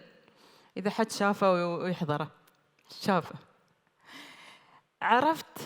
تعرفت على بغداد من خلال سندباد من بغداد، إذا تعرفونه بعد متابعينه. تعرفت على حركة النحل من زينة ونحول. أنا هذا الجيل اللي ارتبط بالتلفزيون وتعرف على عادات وتقاليد وتعرف على أنماط وتعرف على أيضاً مدن ما زرتها وأنا طفلة، شفتها في هذه الأفلام. فكبر هذا الشيء معايا يوم أنا صغيرة، كبر يعني حب الاستطلاع والفضول. والأكثر من كذي في مسميات كنت أقراها في التتر، هذه أيضاً كبرت بعد معاي وكنت أدونها وأسأل عنها. هذا شو معناته؟ شو معنات الكاتب؟ شو معنات المنتج إنتاج؟ شو معنات المخرج؟ فكلها تركت عندي أثر إلين ما كبرت، وحسيت إن خلال هذه السنوات صارت يعني عندي علاقة وطيدة بيني وبين القنوات التواصل هذيك الفترة، التلفزيون، الراديو، المجلات، الجرايد. والحلو بعد في التلفزيون إذا تذكرون دائما نشرة الأخبار. طبعا أبوي الله يحفظه حريص على مشاهدة الأخبار. كنا يوميا نشوف، هو ما كان يعني مو مثل الحين في كل حجرة أو في كل صالة تلفزيون، لا كان في الصالة تلفزيون واحد والعائلة كلها تتابع. فكنا نشوف أخبار الشيخ زايد الله يرحمه ويغفر له يوميا بشكل يومي، يعني زيارات، افتتاح، كل شيء. فكان التلفزيون هذا هو المصدر الوحيد لبث الأخبار لنا ونقل الوقائع اللي تصير في الدولة. فنحن كبرنا على مشاهدة كل النشاطات واللي كان يقوم بها الشيخ زايد الله يرحمه ويغفر له، والشيخ راشد بن سعيد والآباء المؤسسين عبر هذه الشاشات. وبعدين كنت أربط بين صورة الشيخ زايد في التلفزيون وبين دفاتر المدرسة، كنت أستانس إنه موجود. فحسينا إن بقربة معانا وتأثيره فينا ومصدر إلهام بالنسبة لي أنا شخصياً. فاللي أبغى أقوله إن مصدر الإلهام الرئيسي كان بالنسبة لي هو المنزل، هو البيت. ولليوم أنا أبصم إن السبب الرئيسي لإلهام أي طفل تشوفونه الحين ما بينكم هو المنزل، الأب والأم والمحيط الخاص فيه. فالحمد لله أن أنا الله أنعم علي بأب وأم الله يحفظهم كانوا مصدر الإلهام لي. شافوا عندي هذا الشغف في الميديا، الشغف في التصوير، اشتروا لي كاميرات اللولية نيجاتيف. شافوا إن نحن عندي حب للفيديو، للمسرحيات، للأفلام. بعد اشتروا جهاز الفيديو واشتروا لنا الأفلام. هذا الشيء نما عندي، كبر. لما بعدين كبرنا ووصلت للمرحلة الدراسية أيضا كبر هذا الشيء عندي، لأن البيت هو الأساس مثل ما قلت لكم، إن نمى هذا الشغف عندي.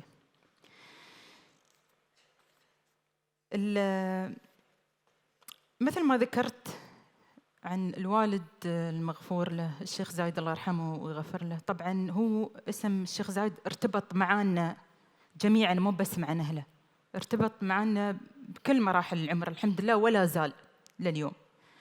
فأنا محظوظة، وكل شخص أيضا عاصر الشيخ زايد حس بهذا القرب. صحيح أني أنا ما قابلته ولا مرة، ولكن تأثيره كبير سواء علي وعلى كل فرد هني موجود لليوم. أبونا الشيخ زايد كان اسمه يتردد أيضا في الإذاعات، كنا نشوفه بالجريدة، كنا نشوفه في كل مكان، ما نشوفه شخصيا ولكن نحس فيه لليوم. يعني حتى أذكر أن إحنا كبرنا على حب الشيخ زايد، وكبرنا على المقولات الخاصة بالشيخ زايد، وأنا أحتفظ أيضا بهذه المقولات وأحتفظ فيها لسبب ما الحين بقول لكم عنه. طبعا من هذه المقولات اللي نشكر أيضا مؤسسة أبوظبي للإعلام وام إنهم وثقوا هذه المقولات وعملوا منها منصات، أيضا منصة الشيخ زايد الرقمية وغيرها، فيها كل المقولات للشيخ زايد. زين الحين أنا اليوم شفت بداية الحفل في مقولة للشيخ زايد اللي هي: اللي من له ماضي ليس له حاضر. هذه حفظناها الحمد لله، كل ما نسمعها نحبها. في من المقولات المشهورة أيضا واللي تكررت أيضا من الشيخ زايد الله يرحمه ويغفر له، وأيضا قالها بصيغ مختلفة. الشيخ زايد عمل معادلة من هذه المقولة إذا بننتبه له. هو ربط الجهد، العمل بجهد والعزيمة والإخلاص من أجل هذا الوطن.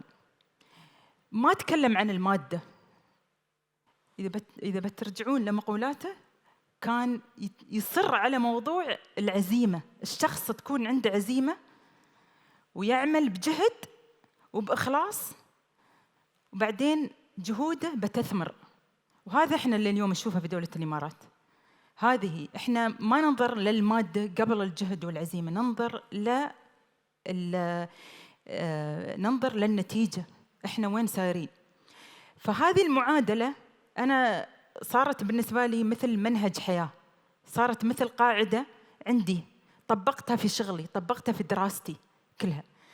فالحمد لله دائما أعتمدها ودائما أخذها أسلوب ومنهج حياة. ومثل ما نقول إن زايد هو الملهم، زايد هو يعني السبب الرئيسي لنجاحنا، أيضا نجاحنا إحنا كمرأة إماراتية. اللي كان يسعدني حتى لما كنت صغيرة، لما كنا نشوف زيارة الشيخ زايد الله يرحمه للجمعيات النسائية، للممرضات، للمعلمات، كان يعني سبب وجوده هو دعم لهذه المرأة وتمكين لها. فأنا حسيت أن أنا بعد يوم بكبر بعد بيكون لي مكانة نفس كل امرأة عاملة وناجحة. وطبعا لا ننسى أن من ساندته في هذه المهمة طبعا سمو الشيخة فاطمة بنت مبارك أم الإمارات الله يحفظها ويطول بعمرها، الداعم الأول والأكبر للمرأة الإماراتية وللمرأة أيضا خارج حدود دولة الإمارات. من أسبوعين كنت في مهرجان زايد التراثي، كل سنة أزوره، ففي زيارة لأحد المحلات مريت على محل مكتوب عليه جزيرة سقطرة. وعندي شغف أنا هالفترة بحكم حبي للسفر أني أتعرف أكثر على جزيرة سقطرى وتاريخها وعاداتها وتقاليدها. فسألت البنت الموجودة هناك في المحل، قلت لها بصراحة أنا أول مرة ألتقي بوجوه من سقطرى، وأول مرة أتعرف على منتوجاتكم وتراثكم. قالت لي الفضل يعود لسمو الشيخة فاطمة بنت مبارك. إحنا ليش موجودين في أبوظبي؟ بدعم منها وإصرارها على تواجدنا اليوم نحن في أبوظبي، وهذه مو بأول مرة، دائما تدعمنا نحن موجودين. فهذا اللي أبغى أقوله، إن دعم وتمكين المرأة الإماراتية وغير الإماراتية الداعم الرئيسي هي سمو الشيخة فاطمة بنت مبارك، الله يحفظها ويطول بعمرها. فنحن محظوظين بهذه القيادة وبالتمكين هذا اللي حصلنا عليه، هذا الإلهام. يعني من بيسألوني نهلة أنت شغلك صعب، إخراج، تصوير، سيناريوهات، ممثلين، هذا كله يهون.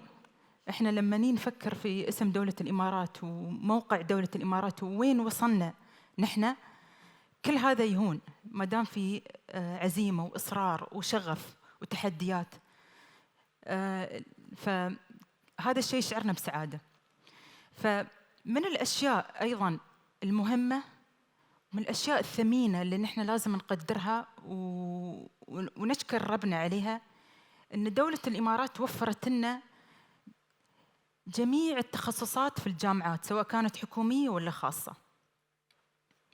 هذا الشيء ساعدني أنا لما جيت أختار التخصص اللي أبغى أدرسه في الجامعة. طبعاً ما فكرت مرتين لما شفت تخصص الإعلام والكوميونيكيشن تكنولوجي وكل هذه الأمور، قلت خلاص أنا هذا اللي أنا بدرسه. وتخصصت درسته.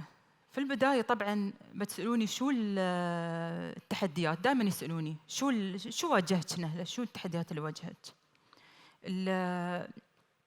التحدي الأكبر أو اللي شوية كان عندي مثل في المنزل، هو يعني كان عندي مثل أسئلة وشوية مو بغير قبول، يعني أن شك في الاختيار في التخصص اللي اخترته. هو أبوي الله يحفظه كان يقول لي أنت الحين درستي اخترتي الإعلام، وين بتتوظفين؟ يعني هو ما كان تقليل من هذا التخصص، هو كان خوف علي أن أنا أدرس 4 سنوات وأتخرج وبعدين ما أحصل شغل. فأنا أتكلم هذا عن بداية 2000 لما كان تواجد المرأة في المجال الإعلامي بكافة التخصصات نسبياً قليل.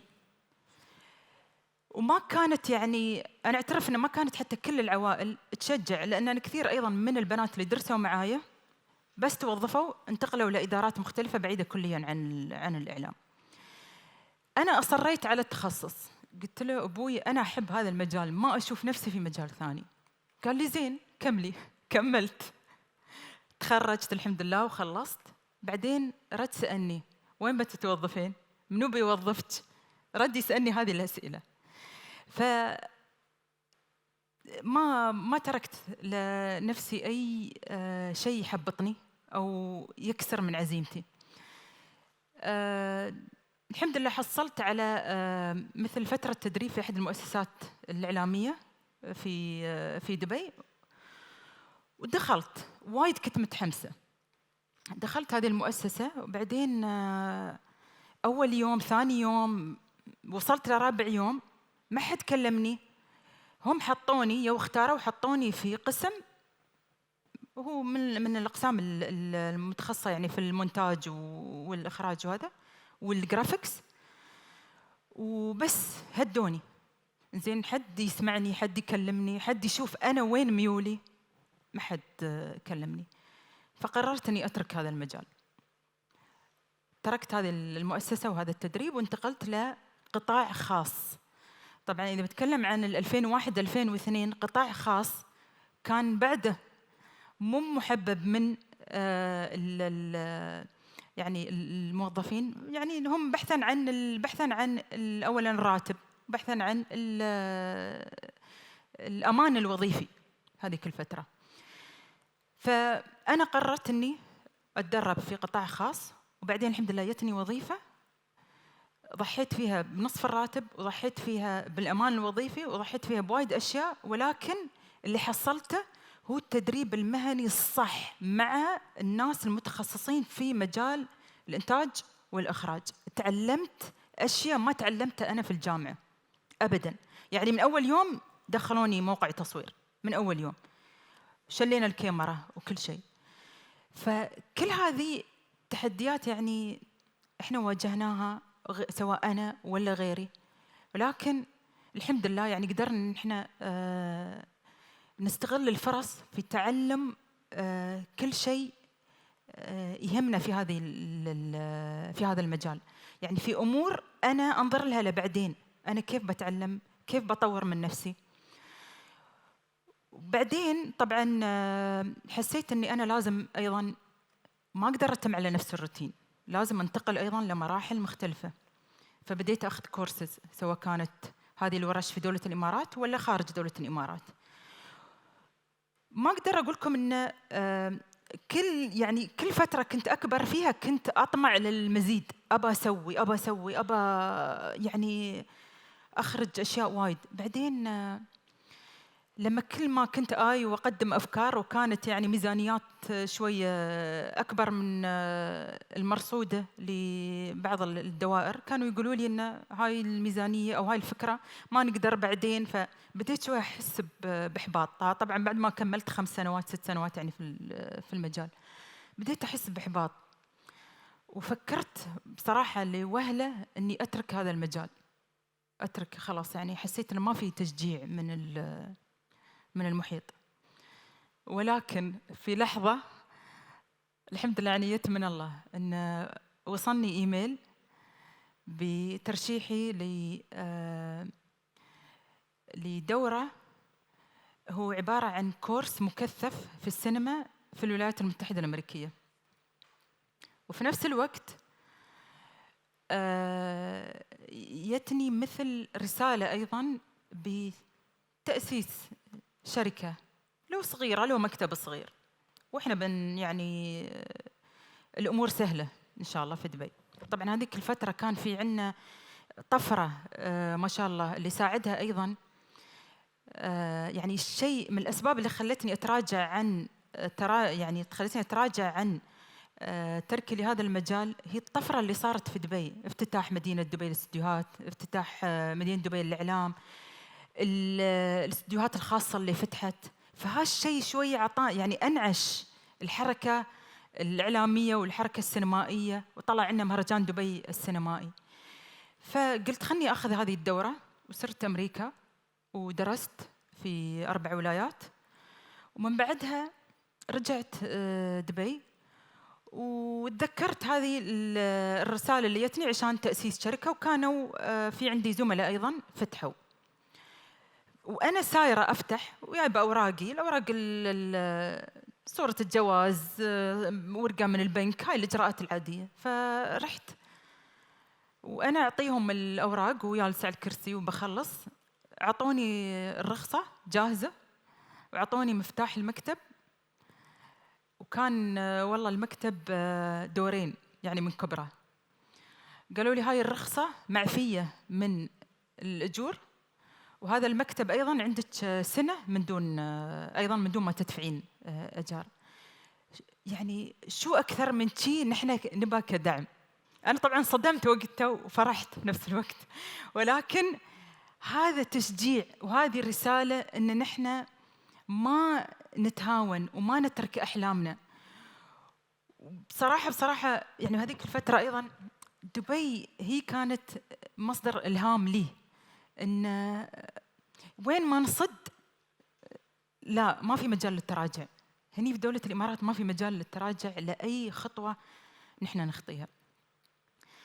فبديت هذه الشركة الحمد لله في 2010، ولا زالت قائمة الحمد لله الحين 13 سنة. قدرت أحقق فيها أحلامي، قدرت أحقق فيها كل شيء كنت أتمنى أسويه.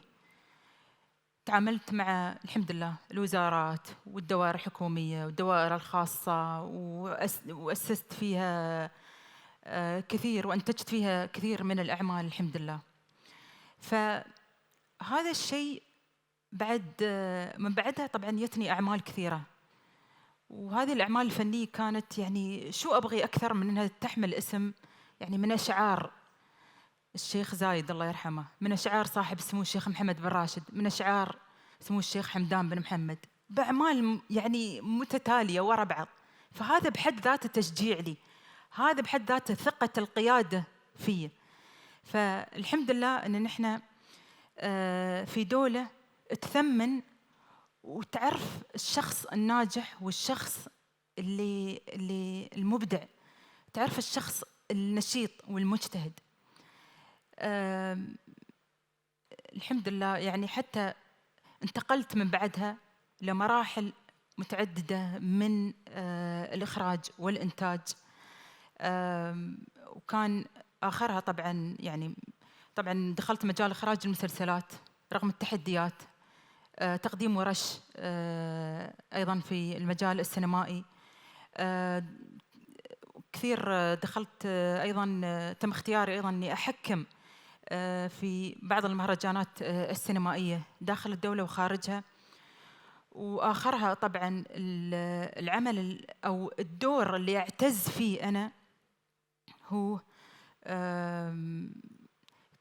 لما وكلوني بإدارة المحتوى الإماراتي بالكامل في إكسبو 2020 مثل ما شفتوا في الفيديو كنا نصور بعض الأعمال. فإدارة المحتوى الإماراتي ونقل الصورة الإماراتية للعالم في هذا الحدث الأروع كانت مهمة أعتز فيها وأفتخر فيها. والحمد لله يعني قدرنا أن نحن إن شاء الله نكون بيضنا الوجه. وهذه يعني من أحدث الأعمال. آخر شيء اللي أبغى أقوله طبعاً اليوم إحنا بالنسبة لنا الإمارات هي ملهمة الأجيال. الإمارات اليوم هي أصبحت تستقطب الملهمين وأيضاً تصدر الملهمين. اليوم الإمارات هي من احتضنتني، هي مثل الأم بالنسبة لي، احتضنتني وآمنت بموهبتي ووثقت بقدراتي، وقيادتنا أيضاً اللي وثقوا فيا وبسببهم أنا اليوم طبعاً موجودة هني، وبسبب دولة الإمارات أنا موجودة اليوم هني بينكم على هذا المسرح. وإن شاء الله يا رب دائماً نحن نشرف اسم دولة الإمارات ونرفع اسمها في العالي. مشكورين، السلام عليكم.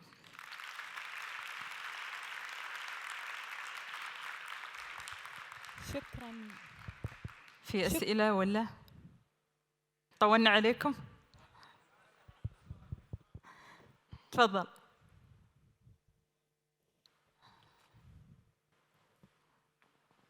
تركتوا الأسئلة لآخر فقرة.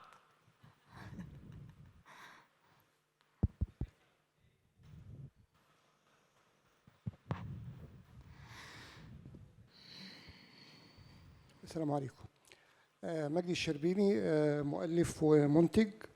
وأنا أثرني أستاذة نهلة لما قلتي قدمت نفسك مخرجة وكان ليكي أحلام ودولة بترعاكي ما شاء الله يعني. والإمارات حققت خطوات كبيرة جدا يشهد ليها، وخدت مكانتها أو مكانة كبيرة جدا يعني.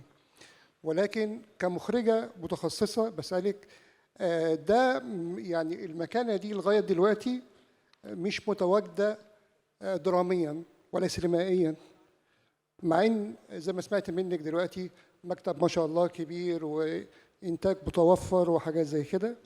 لكن فين أي عمل درامي أو سينمائي يصدر مكانة الإمارات للعالم؟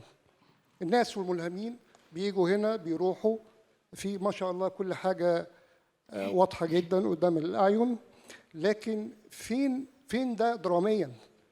ما دي رسالة مش أقل من إنجاز حربي. نعم. أوكي؟ فين الرسالة دي متقدمة فين دراميا سينمائيا مش متوظفة ليه؟ شكرا. شكرا على سؤالك.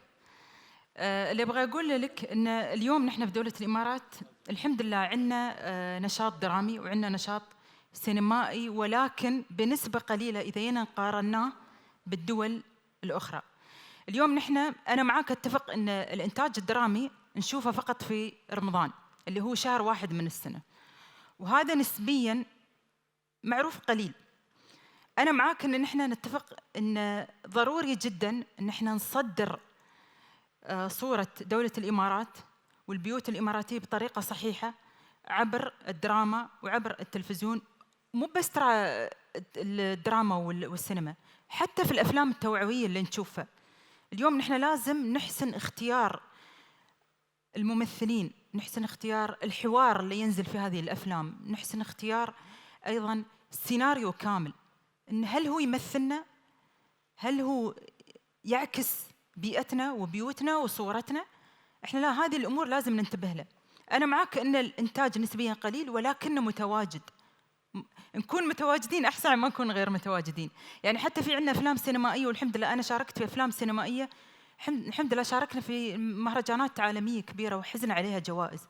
فوجود الحركة أحسن من عدم وجودها، وإن شاء الله يعني نحن ما في شيء يصعب علينا في دولة الإمارات. إن شاء الله تعود المهرجانات السينمائية، وأيضاً يصير في كثافة عندنا في الإنتاجات سواء كانت الدرامية والسينمائية، وأيضاً يصير في كثافة أيضاً في الأفلام اللي تنشر عبر قنوات التواصل الاجتماعي وتنقل الصورة الصحيحة للعائلة والبيت الإماراتي.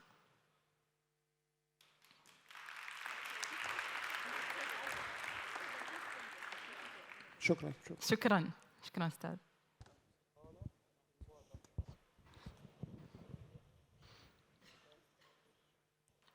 في سؤال؟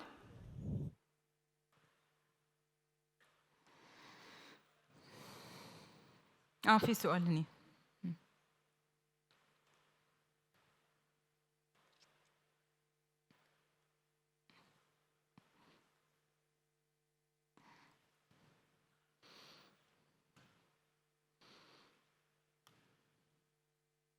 أنا قلت لكم في البداية إن 3 سيناريوهات أنا أبغى أشتغل عليهم كأفلام. أولاً قصة طفولتي، ثانياً عشان نعكس نحن كيف كانت البيئة الإماراتية الصحيحة، ثانياً الفيلم اللي حلمي إني أنا أكتبه وأنتجه وأخرجه هو سيرة حياة المغفور له الشيخ زايد الله يرحمه ويغفر له. وثالثاً السيناريو الثالث هي قصة الإمارات، نجاح الإمارات، لأن بالفعل هي قصة تستحق أن تروى. وإذا بتلاحظون كلها قصص ترى مش فانتازيا ولا من الخيال، كلها قصص واقعية وحقيقية، وهذا اللي نحن نحتاجه، الأوريجينال ستوريز. السلام عليكم. عليكم السلام. وياك عبد الله حميد الخاطري. مرحبا. أول شيء يعطيك ألف عافية. مرحبا. أنا صراحة وايد يعجبني شغلك وتأثرت وايد من الكلام اللي أنت قلتيه، خاصة في الاستديوهات والفنون، لأني أنا صراحة أنا أحب أرسم وأحب مجال الفنون وايد. فبغيت أسألك، أنت الاستوديو اللي أنتم عندكم بيوند ستوديوز، نعم، شو المجالات أنتم تشتغلون عليها؟ مثلا تشتغلون على الانيميشنز أو المجالات الثانية من الفنون؟ كل المجالات عندنا موجودة.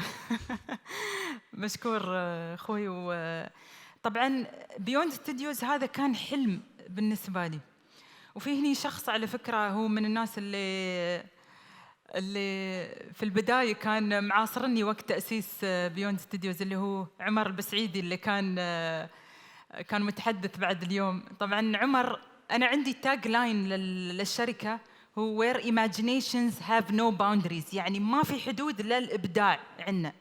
فهذا اللاين ساعدني فيه أخويا عمر، لأنه هو عاصر فترة أني أنا عندي هذا الشغف أني أنشئ هذه الشركة الخاصة. شركتي مثل ما قلت لك ما في حدود للإبداع.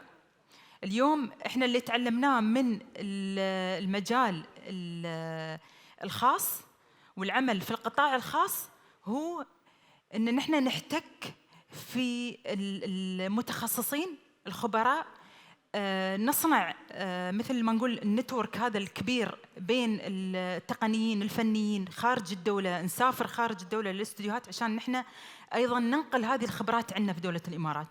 اليوم كل شيء صار متوفر عندنا، ولكن نحن نبحث عن الجودة، نبحث عن الكواليتي. أي عمل الحمد لله نحن اليوم نشارك فيه أو نحن نتطرق أو نحن نسعى أن نحن نشتغل عليه، تكون عندنا متوفرة كل الأساسيات المطلوبة لإنتاج عمل فني مرئي مناسب وفيه كواليتي، فيه الجودة العالية. الأنيميشن موجود، الإيفنتات موجودة، الأفلام الوثائقية موجودة اللي أنا أحبها وايد وشاركت فيها، والطاقم أيضا الفني. فإحنا يعني أنا بدوري بعد أحب أدعم كل موهبة إماراتية، وأيضا أي موهبة ثانية حابة أنها يعني تلجأ أو لبيوند ستوديوز، وهذا المكان مكان الجميع. شكرا.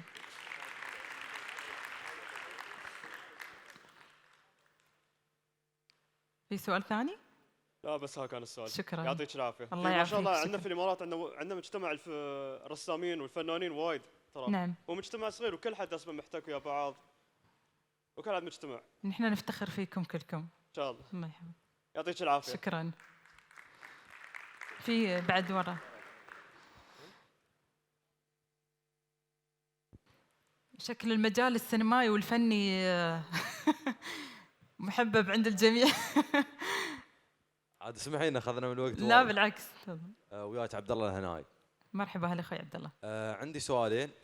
السؤال الاول، هل يتكم مشاركه للمؤلفين من خارج المكتب، يعني من الشباب الاماراتي او غيره؟ اكيد. وتم تنفيذه ونجاحه؟ اكيد. والسؤال الثاني، متى بنشوف فيلم من نهله الصغيره؟ ان شاء الله. بالنسبة تقصد كتابة السيناريو من شباب إماراتيين؟ اي نعم. تنفذ ولا لم ينفذ؟ تنفذ ونجح.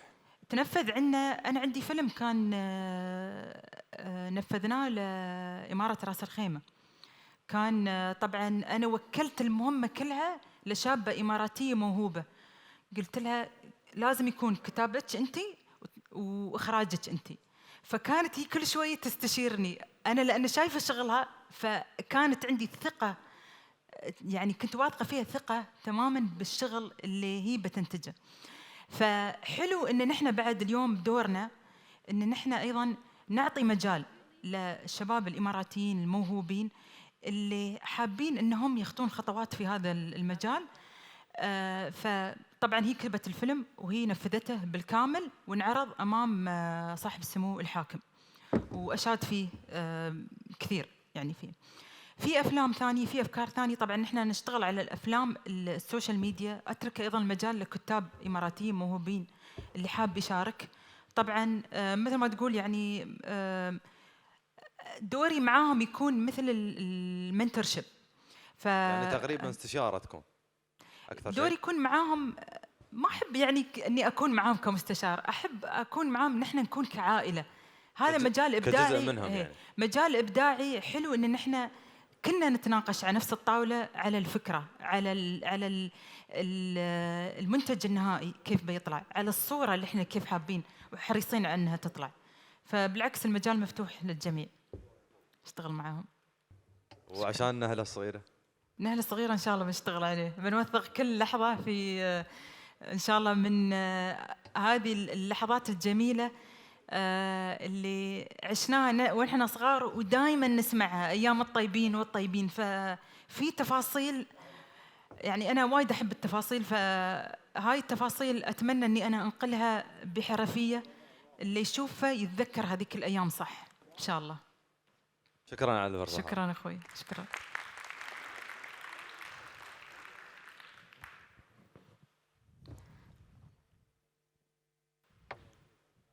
في سؤال هنا؟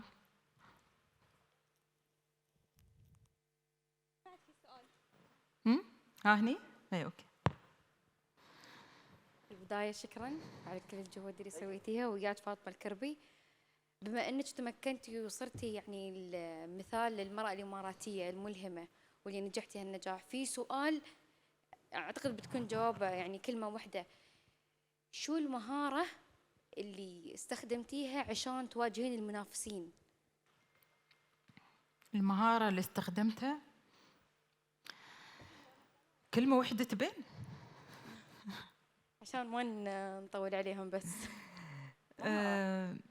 عشان أواجه المنافسين، هو شوفي أنا في شخصيتي عندي حب الاستطلاع وايد، يعني أعلم نفسي بنفسي. ما أتريى إني شيء أتعلمه من منهج أو من مدرسة أو شو ما كان. لا، إذا حبيت أتعلم شغلة أو سمعتها من شخص مصطلح أصير أبحث عنها.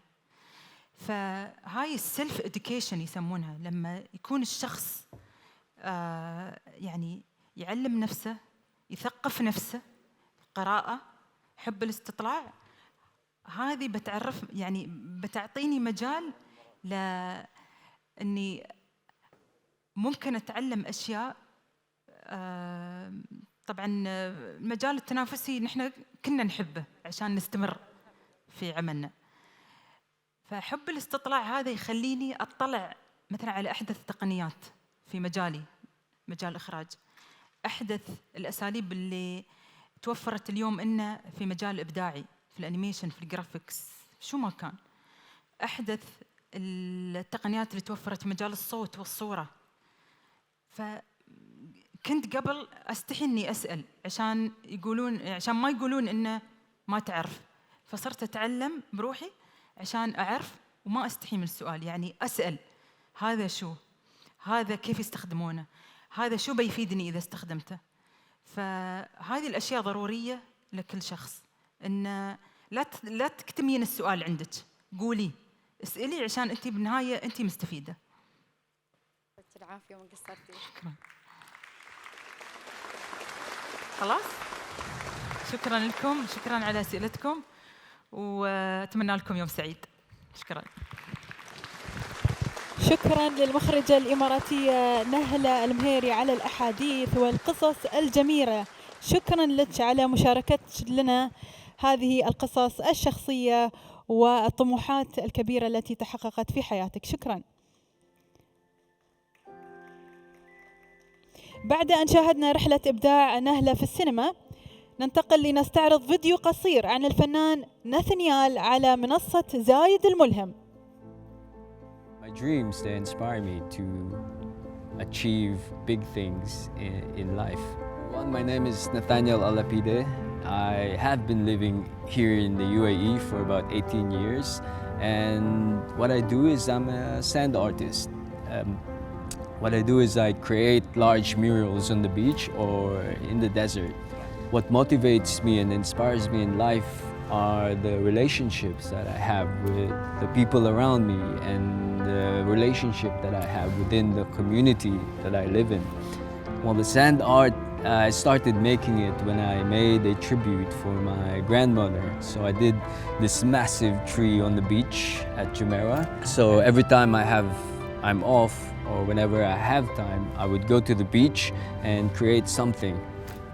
And it started from there, so people started seeing it, and newspapers, they made a story about it, they made a video, and then now here we've broken the record for the largest sand image in the world. So to really know what you love, what you want, you know, and nurture what you love. It can be singing or dancing, but really take care of it, because this is who you are, you know, and when you do that, you inspire. والآن لنكشف عن اللوحة الإبداعية على الرمل والتي خصها للحدث العالمي للإلهام زايد توك.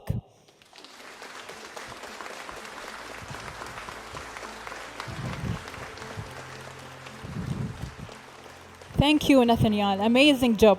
أود أن أنوه أن بعد ما نخلص إن شاء الله للي ما عنده مانع بيأخذون صورة جماعية جميلة مع هذه اللوحة الرملية للمغفور له بإذن الله الشيخ زايد، وهذه اللوحة بمناسبة هذا الحدث الجميل.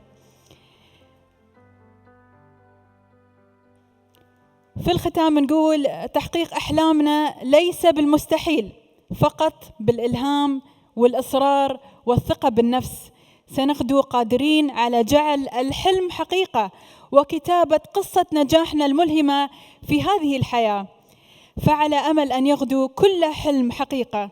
نلقاكم في فعاليات إبداعية وملهمة أخرى على أرض الإمارات العربية المتحدة. شكرا لكم جميعا على حضوركم. ندعوكم الآن للانضمام إلى مأدبة الغداء. نشكركم على حضوركم هذا الحدث. إلى اللقاء.